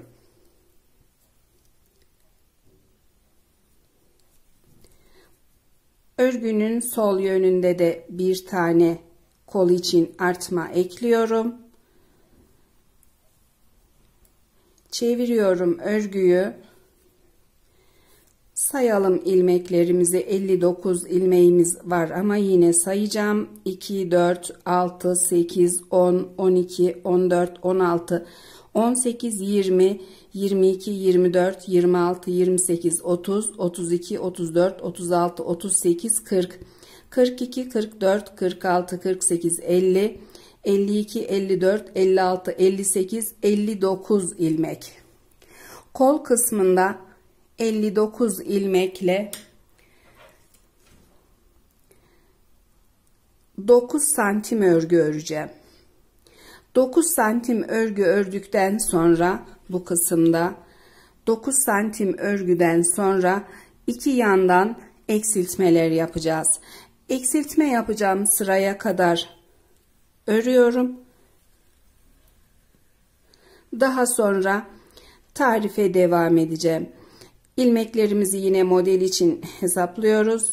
Düz ilmeğimiz, düz sırası kısa çünkü devamındaki ilmeğimiz ters ve bu ilmeğimiz düz örülecek.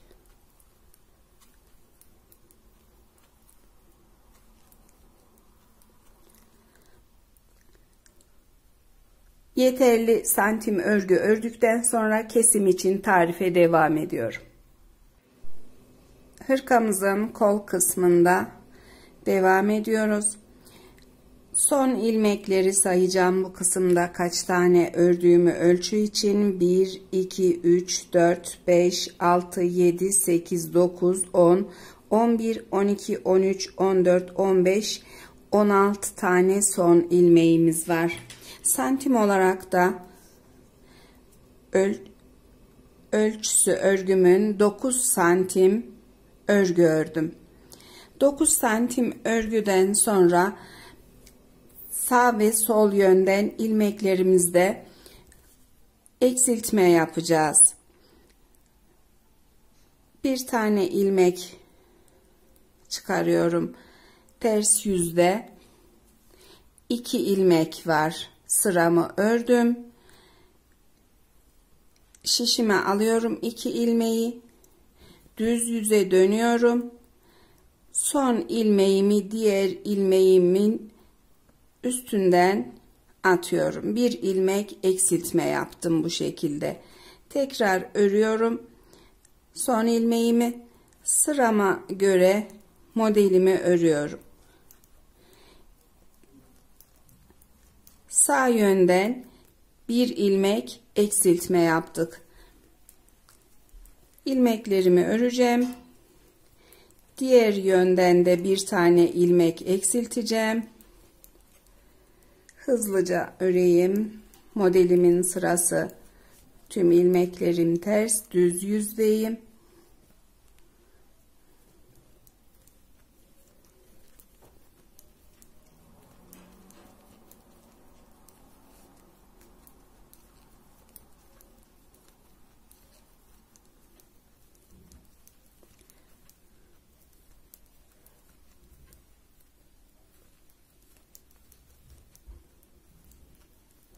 Kesmek istemedim ama bu kısımda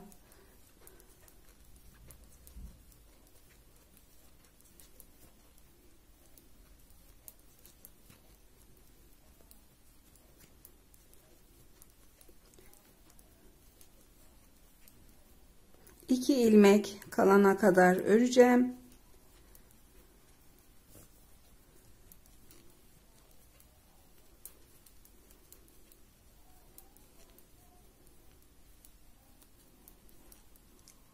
İki ilmek kaldı sol yönde. Son ilmeği diğer ilmeğin üstünden atıyorum. Bir ilmek de bu yönde eksilttim. Çeviriyorum örgüyü ve örmeye devam ediyorum.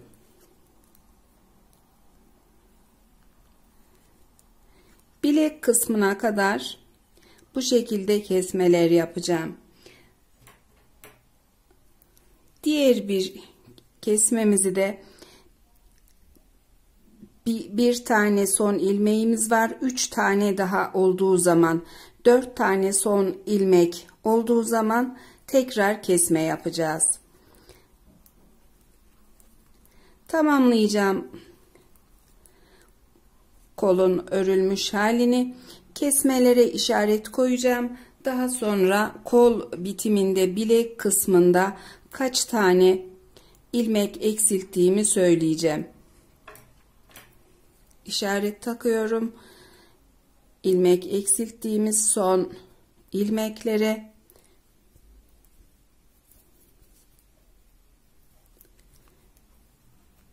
devamındaki eksiltmeleri tarif edeceğim arkadaşlar. Kol kısmında ters yüzde 2 ilmek bıraktım, yine çeviriyorum örgümü. İşaret taktım eksiltme yaptığım sırama. Daha sonra 1 2 3 4 tane son ilmeğim var. Beşincisi şişte. 2 ilmek bıraktığım ilmekleri, son ilmeği diğer ilmeğin üstünden atıyorum. Bir ilmek daha eksiltme yapmış oldum. Kenar ilmeğimi örüp diğer ilmeklerimi örmeye başlıyorum. Kol kısmında ikinci eksiltmeyi yaptım. 2 eksiltmenin arasında 1 2 3 4 tane son ilmeğiniz olacak. Yine işaretimi takıyorum bu kısımda. Bu aralıklarla kol kısmında eksiltme yapacağız. Yeterli uzunluğa geldiğim zaman sayı ve santim olarak ölçü vereceğim yine.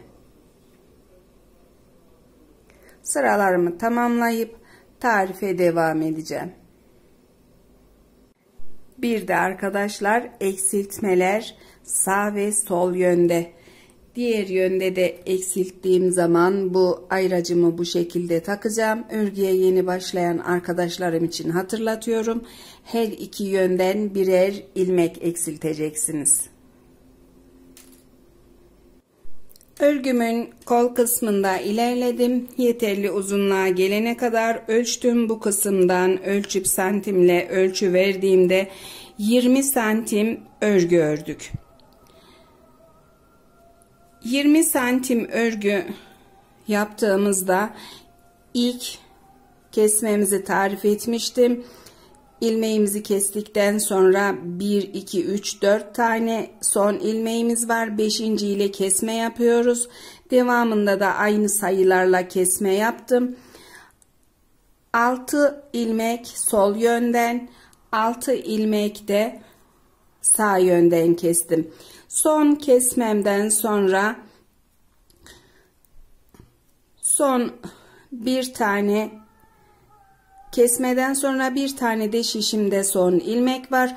Modelimi sayı olarak saymak çok zor olduğundan santim olarak ve kestiğim sıraları takip edeceksiniz arkadaşlar. Her ilmek eksiltmemin arasında 1, 2, 3, 4 tane son ilmeğim var. 5. ile eksiltme yapıyorum. 12 ilmek eksilttik kol kısmında. 55 ilmeğimiz vardı. Birer tane artma yerinde aldık. Bir tane de artma ekledik. Her yönde ikişer ilmek ekleyince 59 ilmeğimiz oldu. 59 ilmekten 12 ilmek eksiltme yaptık ve sayıyoruz. 2, 4, 6, 8, 10, 12, 14, 16, 18, 20, 22, 24, 26, 28, 30, 32, 34, 36, 38, 40, 42, 44, 46, 47 ilmeğimiz var. Kol ağzında 47 ilmeğimiz kaldı. Şimdi haroşa bant veya bir ters bir düz bant örmeyeceğiz. Modelimin düz yüzünden son sıra ters örgümü ördüm. Çeviriyorum. Katlayacak kadar tekrar modelli kol ağzına örgü öreceğiz. Bunun için modelimizin tekrar bu yüzünün katladığımız yüze gelmesi için sıraları değiştiriyoruz. Düz yüzden ters örerek ördüm. Modelin ters yüzünde tekrar bir sıra ters öreceğim.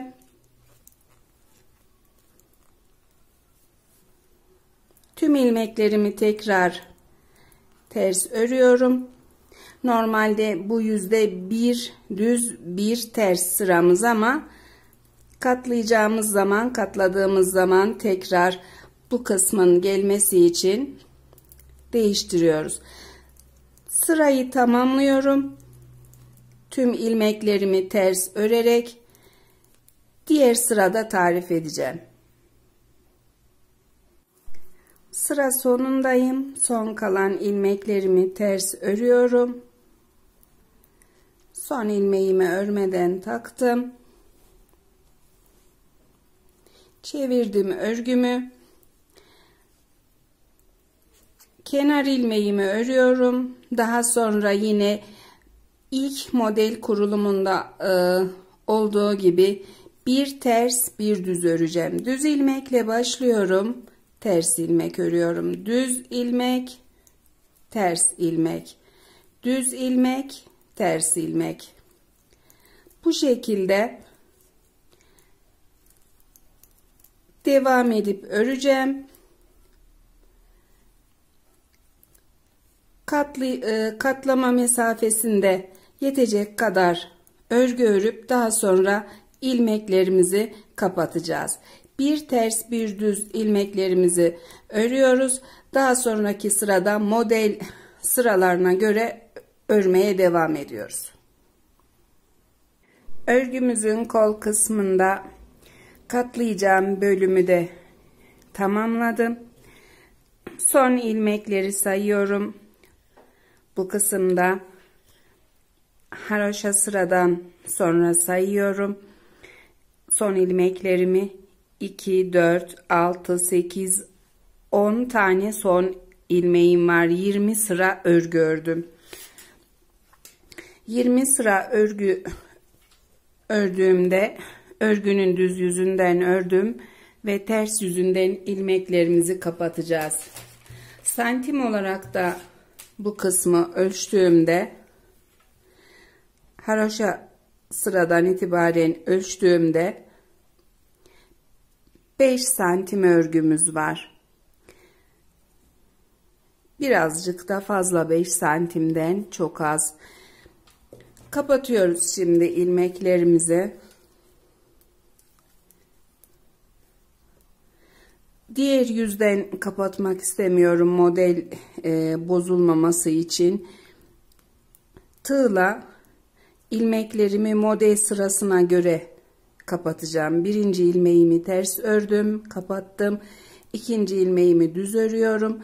Tekrar ters örerek kapattım. Düz, bir ters bir düz öreceğim modelime göre ve tüm ilmeklerimi kapatacağım.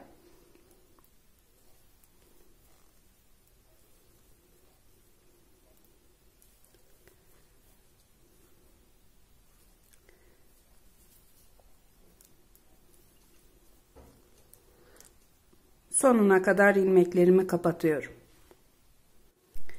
İlmeklerimin tamamını kapattım arkadaşlar. Katlayacağımız kısımda, bu kısımda içe gelecek şekilde katlıyoruz.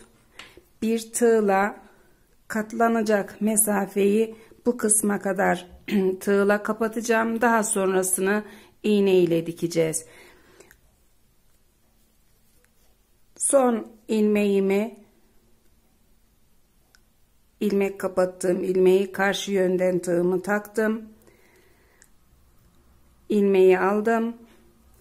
Bir zincir çekiyorum, sıkılıyorum. Daha sonra çeviriyorum. Örgünün son ilmeklerinden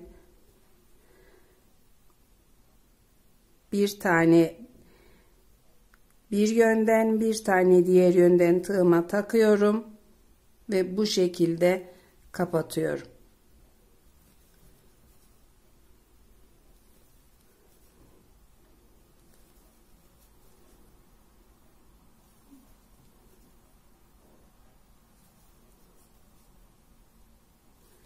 Sadece katlayacağım kısmı bu şekilde yapacağım.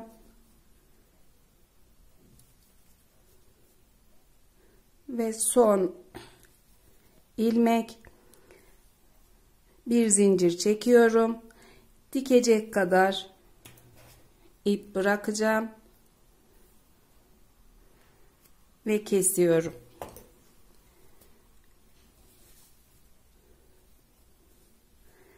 Çeviriyoruz kolu. Çünkü bu kısmı katlayacağız. Katlayacağımız kısımda dikiş iç yüze gelecek. Devamında ise dikişimizi ise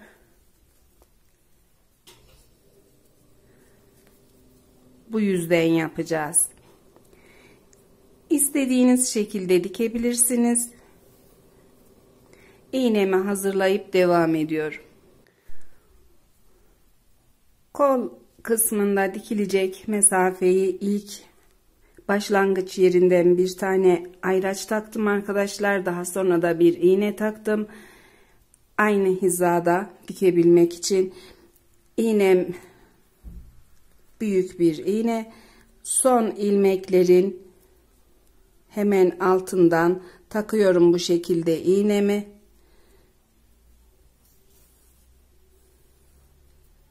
Bir tane bu yönden, bir tane diğer yönden.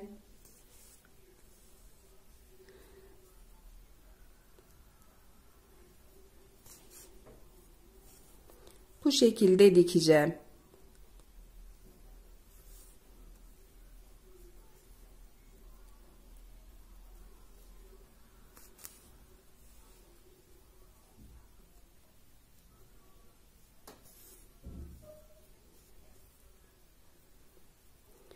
Eksiltme yaptığımız bu ilmekleri aynı hizada dikmeye dikkat ediyoruz.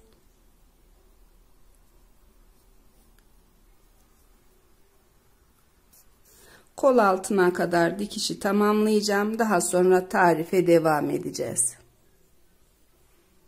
Kol kısmında dikişi tamamladım arkadaşlar. Katlama mesafesine katladım bu şekilde.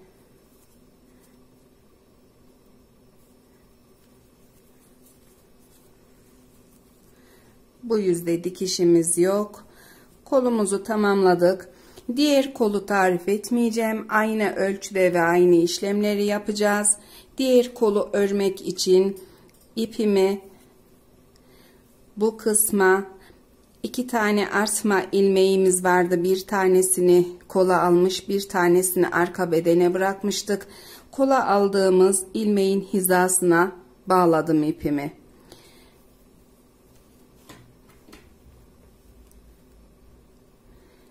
Hiçbir kol altında veya bu kısımda hiçbir artma eklemeyeceğim. Diğer sıramızda ekleyeceğiz. Diğer kolu da tamamladığımız zaman bir tane artma yerindeki ilmeğimi ters örüyorum. Devamındaki ilmek modele göre düz örülecek. Çevirip düz örüyorum. Daha sonraki ilmeğim ters modele göre, diğeri düz, tekrar ters ilmek.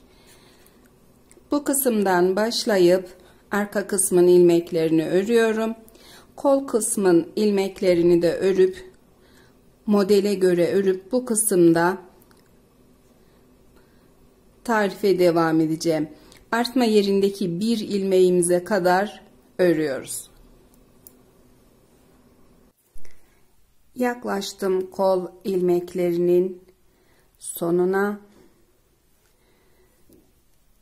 Ters ilmeğim, düz ilmeğim, tekrar bir ters ilmek ve artma ilmeğine geldim. Artma ilmeğini de düz örüyorum.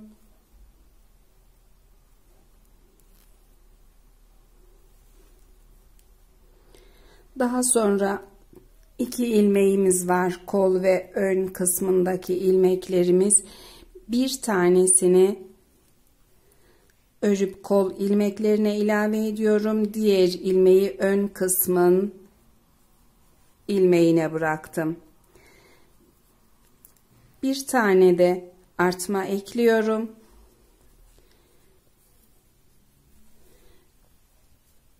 Örgünün düz yüzüne dönüyorum. Artma ilmeğimi ördüm. İpimi biraz sıkılaştırıyorum. Daha sonra model sırasına göre tüm ilmeklerimi ters örüyorum. Diğer yöne kadar öreceğim. Tarife burada devam edeceğim. İlerledim kol ilmeklerinde. Kol ilmeğinden son ilmeği ördüm. Yine iki ilmek artma yerinden bir tanesini örüp kol kısmına alıyorum. Diğer ilmeğimi arka bölümün ilmeğine bırakıyorum. Bir tane bu yönde de artma ekliyorum. Kol kısmında ikinci kolda yine 59 ilmeğimiz var. 59 ilmekle diğer kolla aynı santimde, aynı sırada örgü öreceğiz. Aynı işlemleri yapacağız. Ördüm artma ilmeğini. Modelime göre hesaplıyorum. İlmek eklediğim için sırası çok olan düz ilmek ters örülecek. Yanındaki ilmek düz, ters ve düz ilmekle başlıyorum. Düz ilmek, ters ilmek, düz ilmek, ters ilmek. Özellikle takip etmeniz lazım arkadaşlar. Sıraları değiştiği zaman modeliniz bu yüzde oluşmaz. İkinci kolu da tamamlıyorum. Daha sonra tarife devam edeceğim. Birinci kolun sıra ve sayılarını takip ederek yapıyoruz.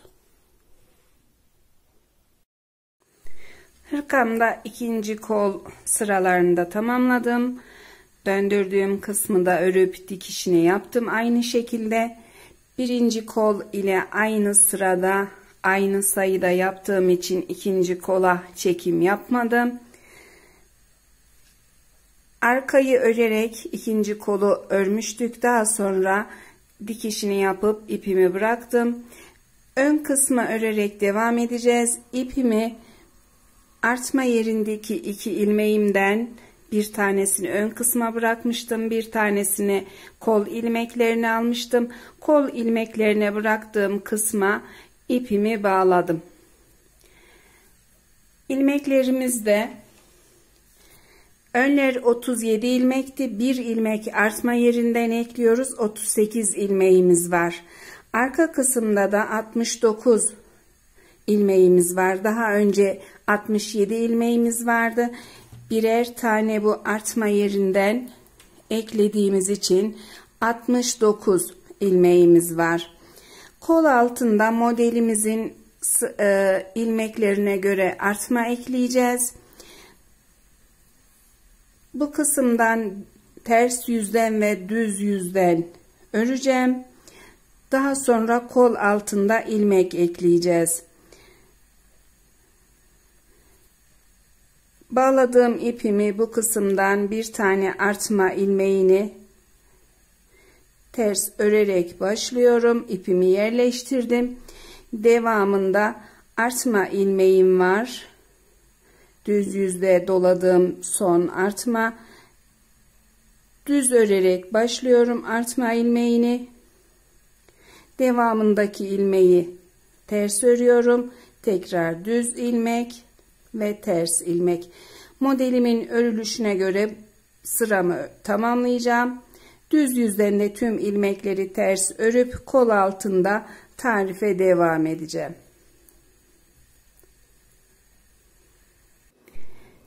Ön kısmın 38 ilmeğini ördüm. Kol altında ilmek ekleyeceğiz bu kısımda. Modelimizin denk gelmesi için bize 3 tane ilmek lazım. Bir tığ yardımıyla ilmeklerimi takacağım. İlk takacağım ilmeği bu kısımdan kol kısmındaki ilmeğin hizasından takıyorum. Devamında dikiş yaptığımız kısımdan, kol kısmından dikişin hizasından taktım ikinci ilmeğimi de. Yerleştiriyorum ipimi taktıktan sonra bir tane de yine eşit aralıkla bir tane daha aldım. 3 ilmek taktım.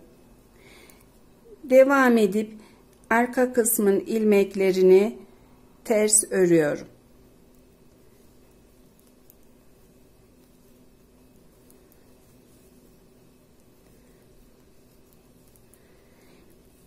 Diğer yüzde ilmeklerimizin bir ters bir düz denk gelmesi için 3 ilmek gerekli ve üçünü de taktık. Diğer kol altına kadar arka kısmın ilmeklerini öreceğim. Tüm ilmekleri ters örüp bu kısımda yine ilmek takarak tarife devam edeceğim.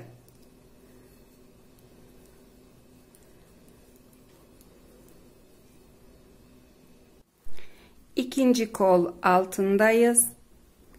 Tekrar ilmek takacağız bu kısımdan da. Tığımla takacağım yine. Birinci ilmeğimi bu kısımdan takıyorum. Taktıktan sonra biraz yerleştiriyorum. İpimi çok gevşek bırakmıyorum.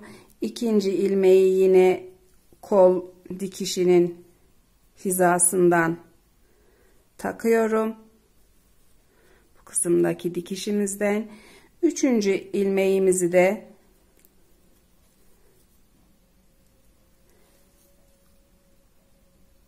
hemen mesafeyi çok yakında değil, diğer ilmeğime uzakta değil. Bu kısımdan taktım. 1, 2, 3 ilmek de ikinci kol altından taktım. Ön kısmın ilmeklerine geçiyorum. Tüm ilmeklerimi ters örüyorum. İç yüzden sıramı örüp beden kısmında kaç ilmeğimiz olduğunu söyleyeceğim arkadaşlar. Sayacağım ilmeklerimi. Hırkamın beden kısmında ters yüzden sıramı ördüm. Modelimin ilmeklerini kontrol ettim. 3 ilmek bu koltuk altında, 3 ilmek de diğer kol altında, toplamda 6 ilmek ekledik. 6 ilmek eklediğim zaman 151 ilmeğim oldu beden kısmında. 151 ilmekle yeterli uzunluğa gelene kadar öreceğim. Bu sayılarımızın 38 önler, 69 ilmek arkası, 38 ilmek tekrar ikinci ön ve 6 ilmek de kol altında, iki kısımda 6 ilmek ekleyince 151 ilmeğimiz oldu. Yeterli bir ilmek. Devam edip tamamını modelle öreceğim. İlik yerlerini unutmuyoruz.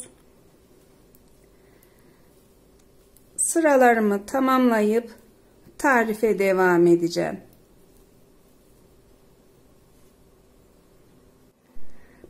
Hırkamızın beden kısmında yeterli uzunluğa gelene kadar ördüm arkadaşlar. Bu kısımda örgümüzü ölçtüğümüz zaman kol altından ölçüyorum ve 22 santim örgümüz var. 22 santim örgüden sonra model örmeyi bırakıyoruz. Düz yüzden haroşa sıramı ördüm. Ters yüzden de haroşa örerek bandımızı öreceğiz. Bitiş bandımızı her iki yüzden de haroşa örüyoruz. Artık model örmeyi bırakıyoruz. Sıraları bu kısımdan haroşa sıraları da saydığım zaman ölçü için saymak istiyorum.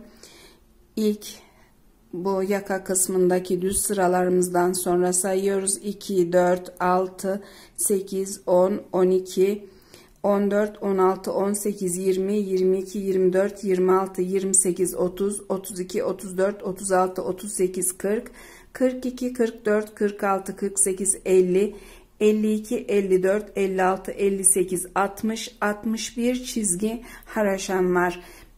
1, 2, 3, 4, 5 tane ilik yeri açtım. Sırası geldiğinde bir tane daha açacağım. Devam edip sıralarımızı tamamlayıp ilmeklerimizi kapatacağız.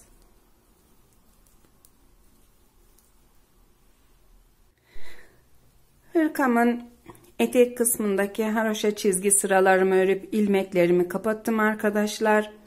1, 2, 3, 4, 5 çizgi örüp ilmeklerimi kapattım. Çekim yapmadım bu kısımda.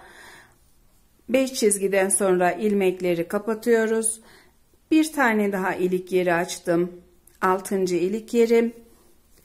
6 tane düğme diktim. 1, 2, 3, 4, 5, 6 tane.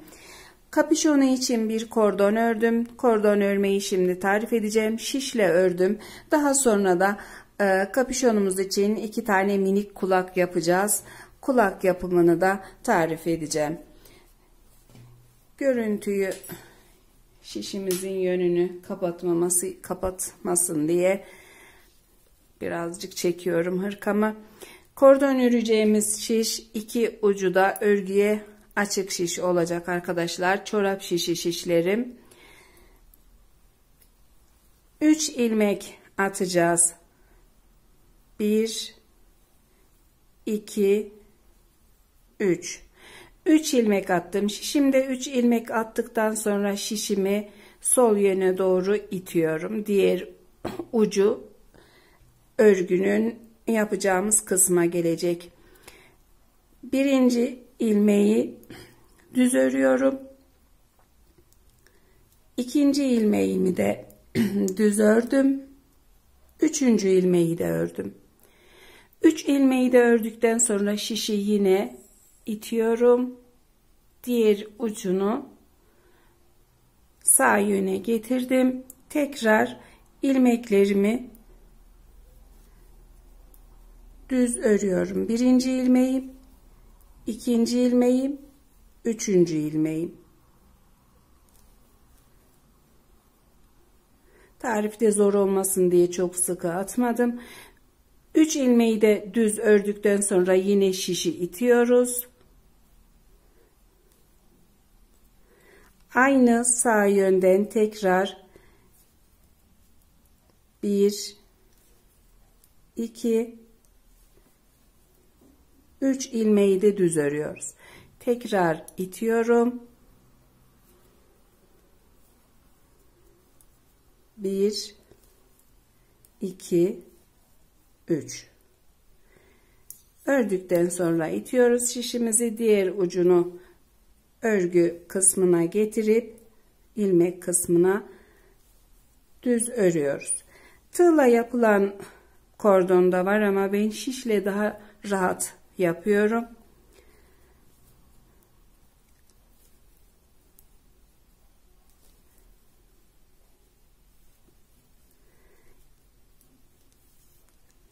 Bu şekilde devam edip kordonumuzu 1 metre olana kadar öreceğiz arkadaşlar. Yaklaşık 1 metre benim kordonumun uzunluğu. Bu kısımdan, iç kısımdan bir tane çatal iğne ile taktım ve bu şekilde bağlayacağız.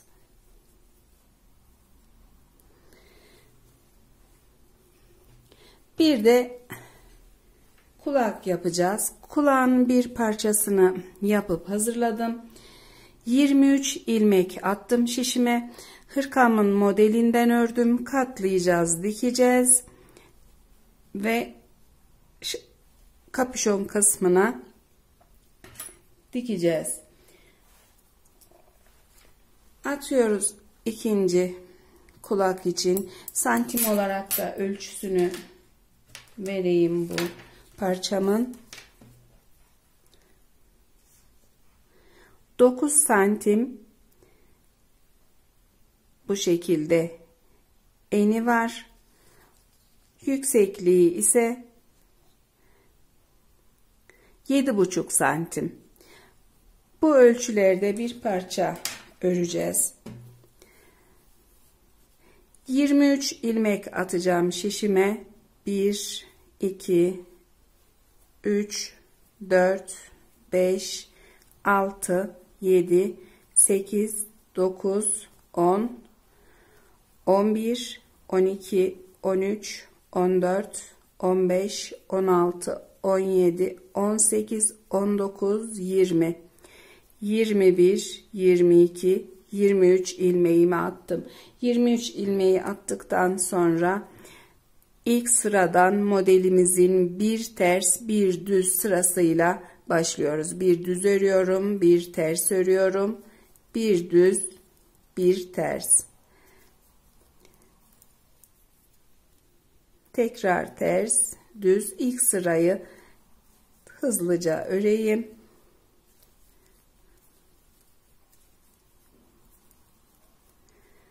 Modeli defalarca tarif ettiğim için yavaş örmüyorum arkadaşlar.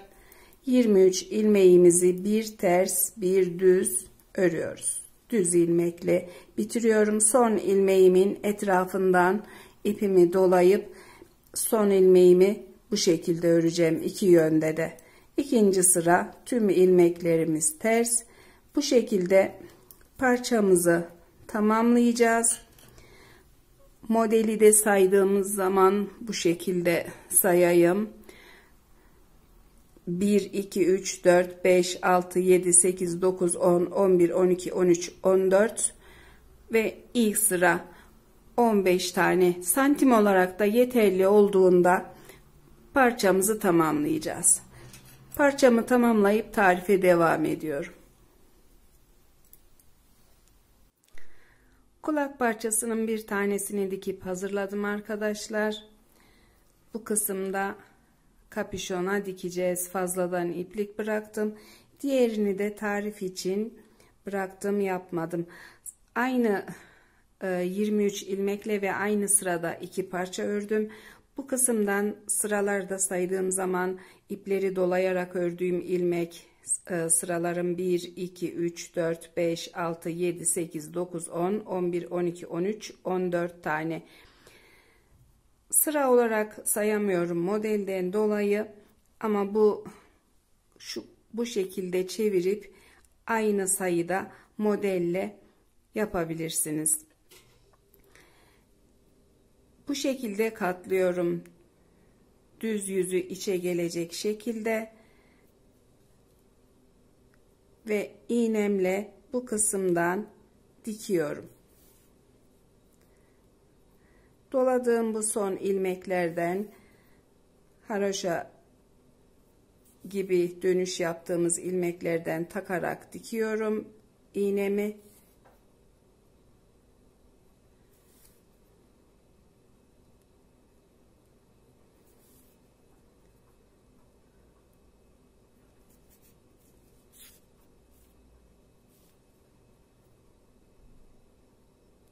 Ve sonuncusu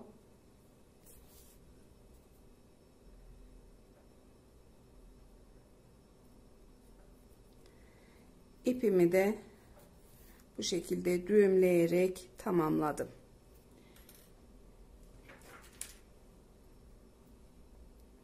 Kesiyorum ipi.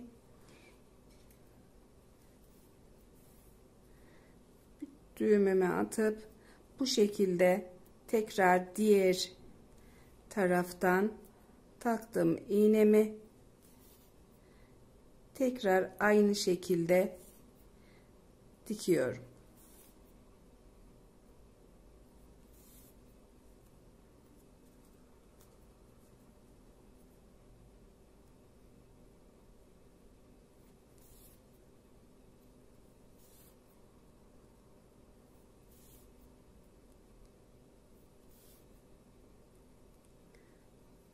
Bu kısımda da düğümümü sıkılayacağım ipimi. Şimdi çeviriyorum.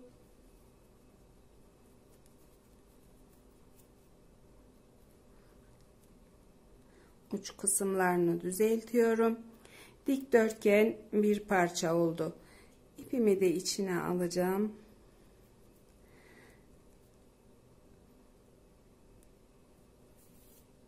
İğnemi çıktım düz yüze ve tel yapar gibi dikiyorum.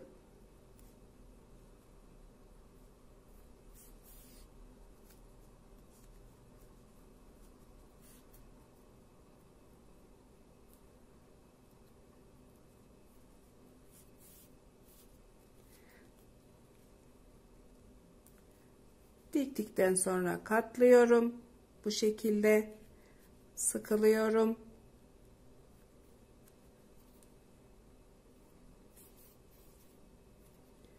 Birkaç tane de bu kısımdan dikeceğim.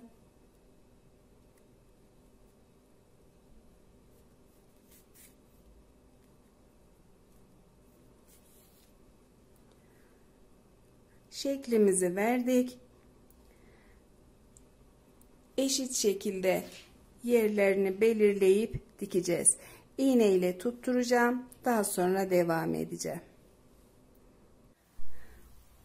Kulaklarımızı tutturdum. Henüz dikmedim. Yerini belirlemek için kapüşonumu katladım. Bu şekilde üst kısımda bu kadar santimle ölçeyim. 3 santim mesafe var. Modellerimize verev şekilde bu alt kısımdan dikeceğiz.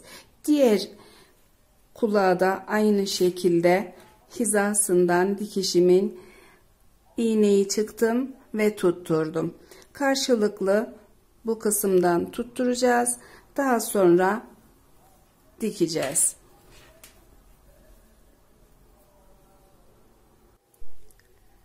Tutturduğum yerin mesafesi de 11 santim arkadaşlar. Kulakları düzgün bir şekilde dikeceğiz. Çeviriyorum. Modele verev şekilde kulak kısmından dikeceğim. Daha sonra örgümden bu şekilde alacağım.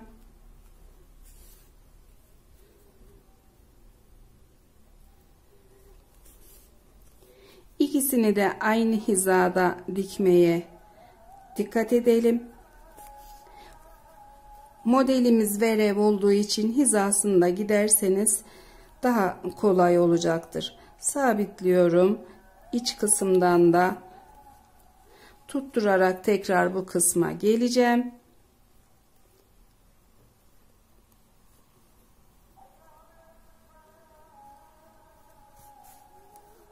İplerimi gizleyeceğim yaparken.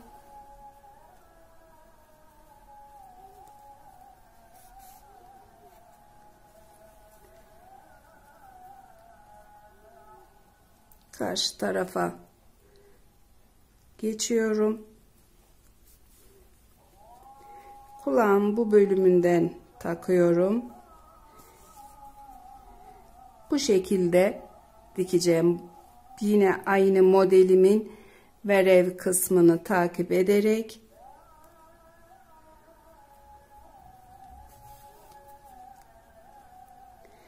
diğer kulakta da aynı şekilde verev şekilde modeli takip ederek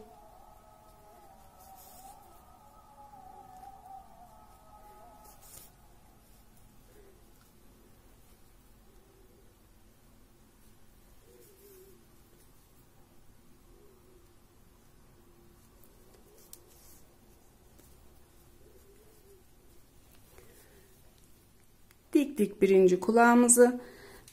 Bu kısımdan da tutturarak ipimi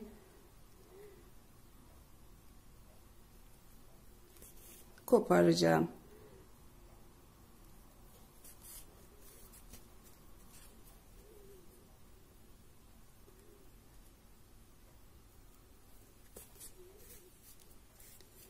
İyice düğümlendi artık ipimizde.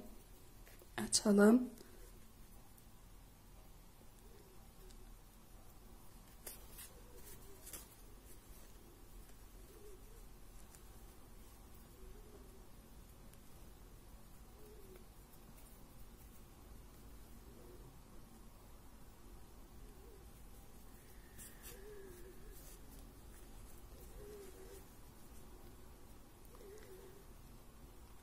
İç kısımda gizleyip koparıyorum. Diğer kulağı da aynı şekilde dikiyorum arkadaşlar. Kulak dikişini de tamamladık arkadaşlar. Şimdi hırkamızın ölçülerini vereceğim. 2 yaşa uygun bir hırka. Modelimi, örgümü tarif ederken ölçülerini verdim ama bu kısımdan yine kol altından uzunluğunu ölçmek istiyorum. 23 santim kol altından uzunluğu var. Kol altından bu kısımda uzunluğu ise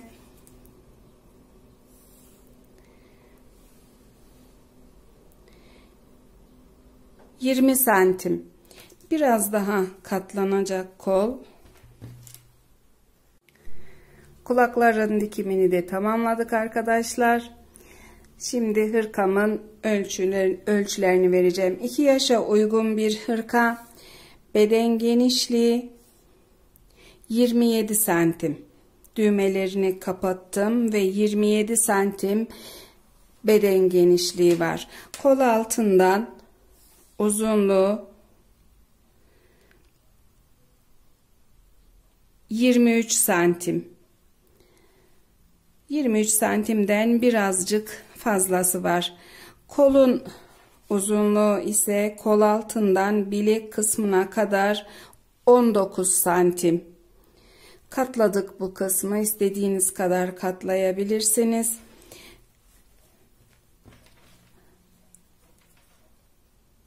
Kapüşon kısmından, bu kısmından, model kısmından kola kadar 14 santim. Kolun genişliği 10,5 santim. Kapüşon kısmını örerken ölçülerini vermiştim.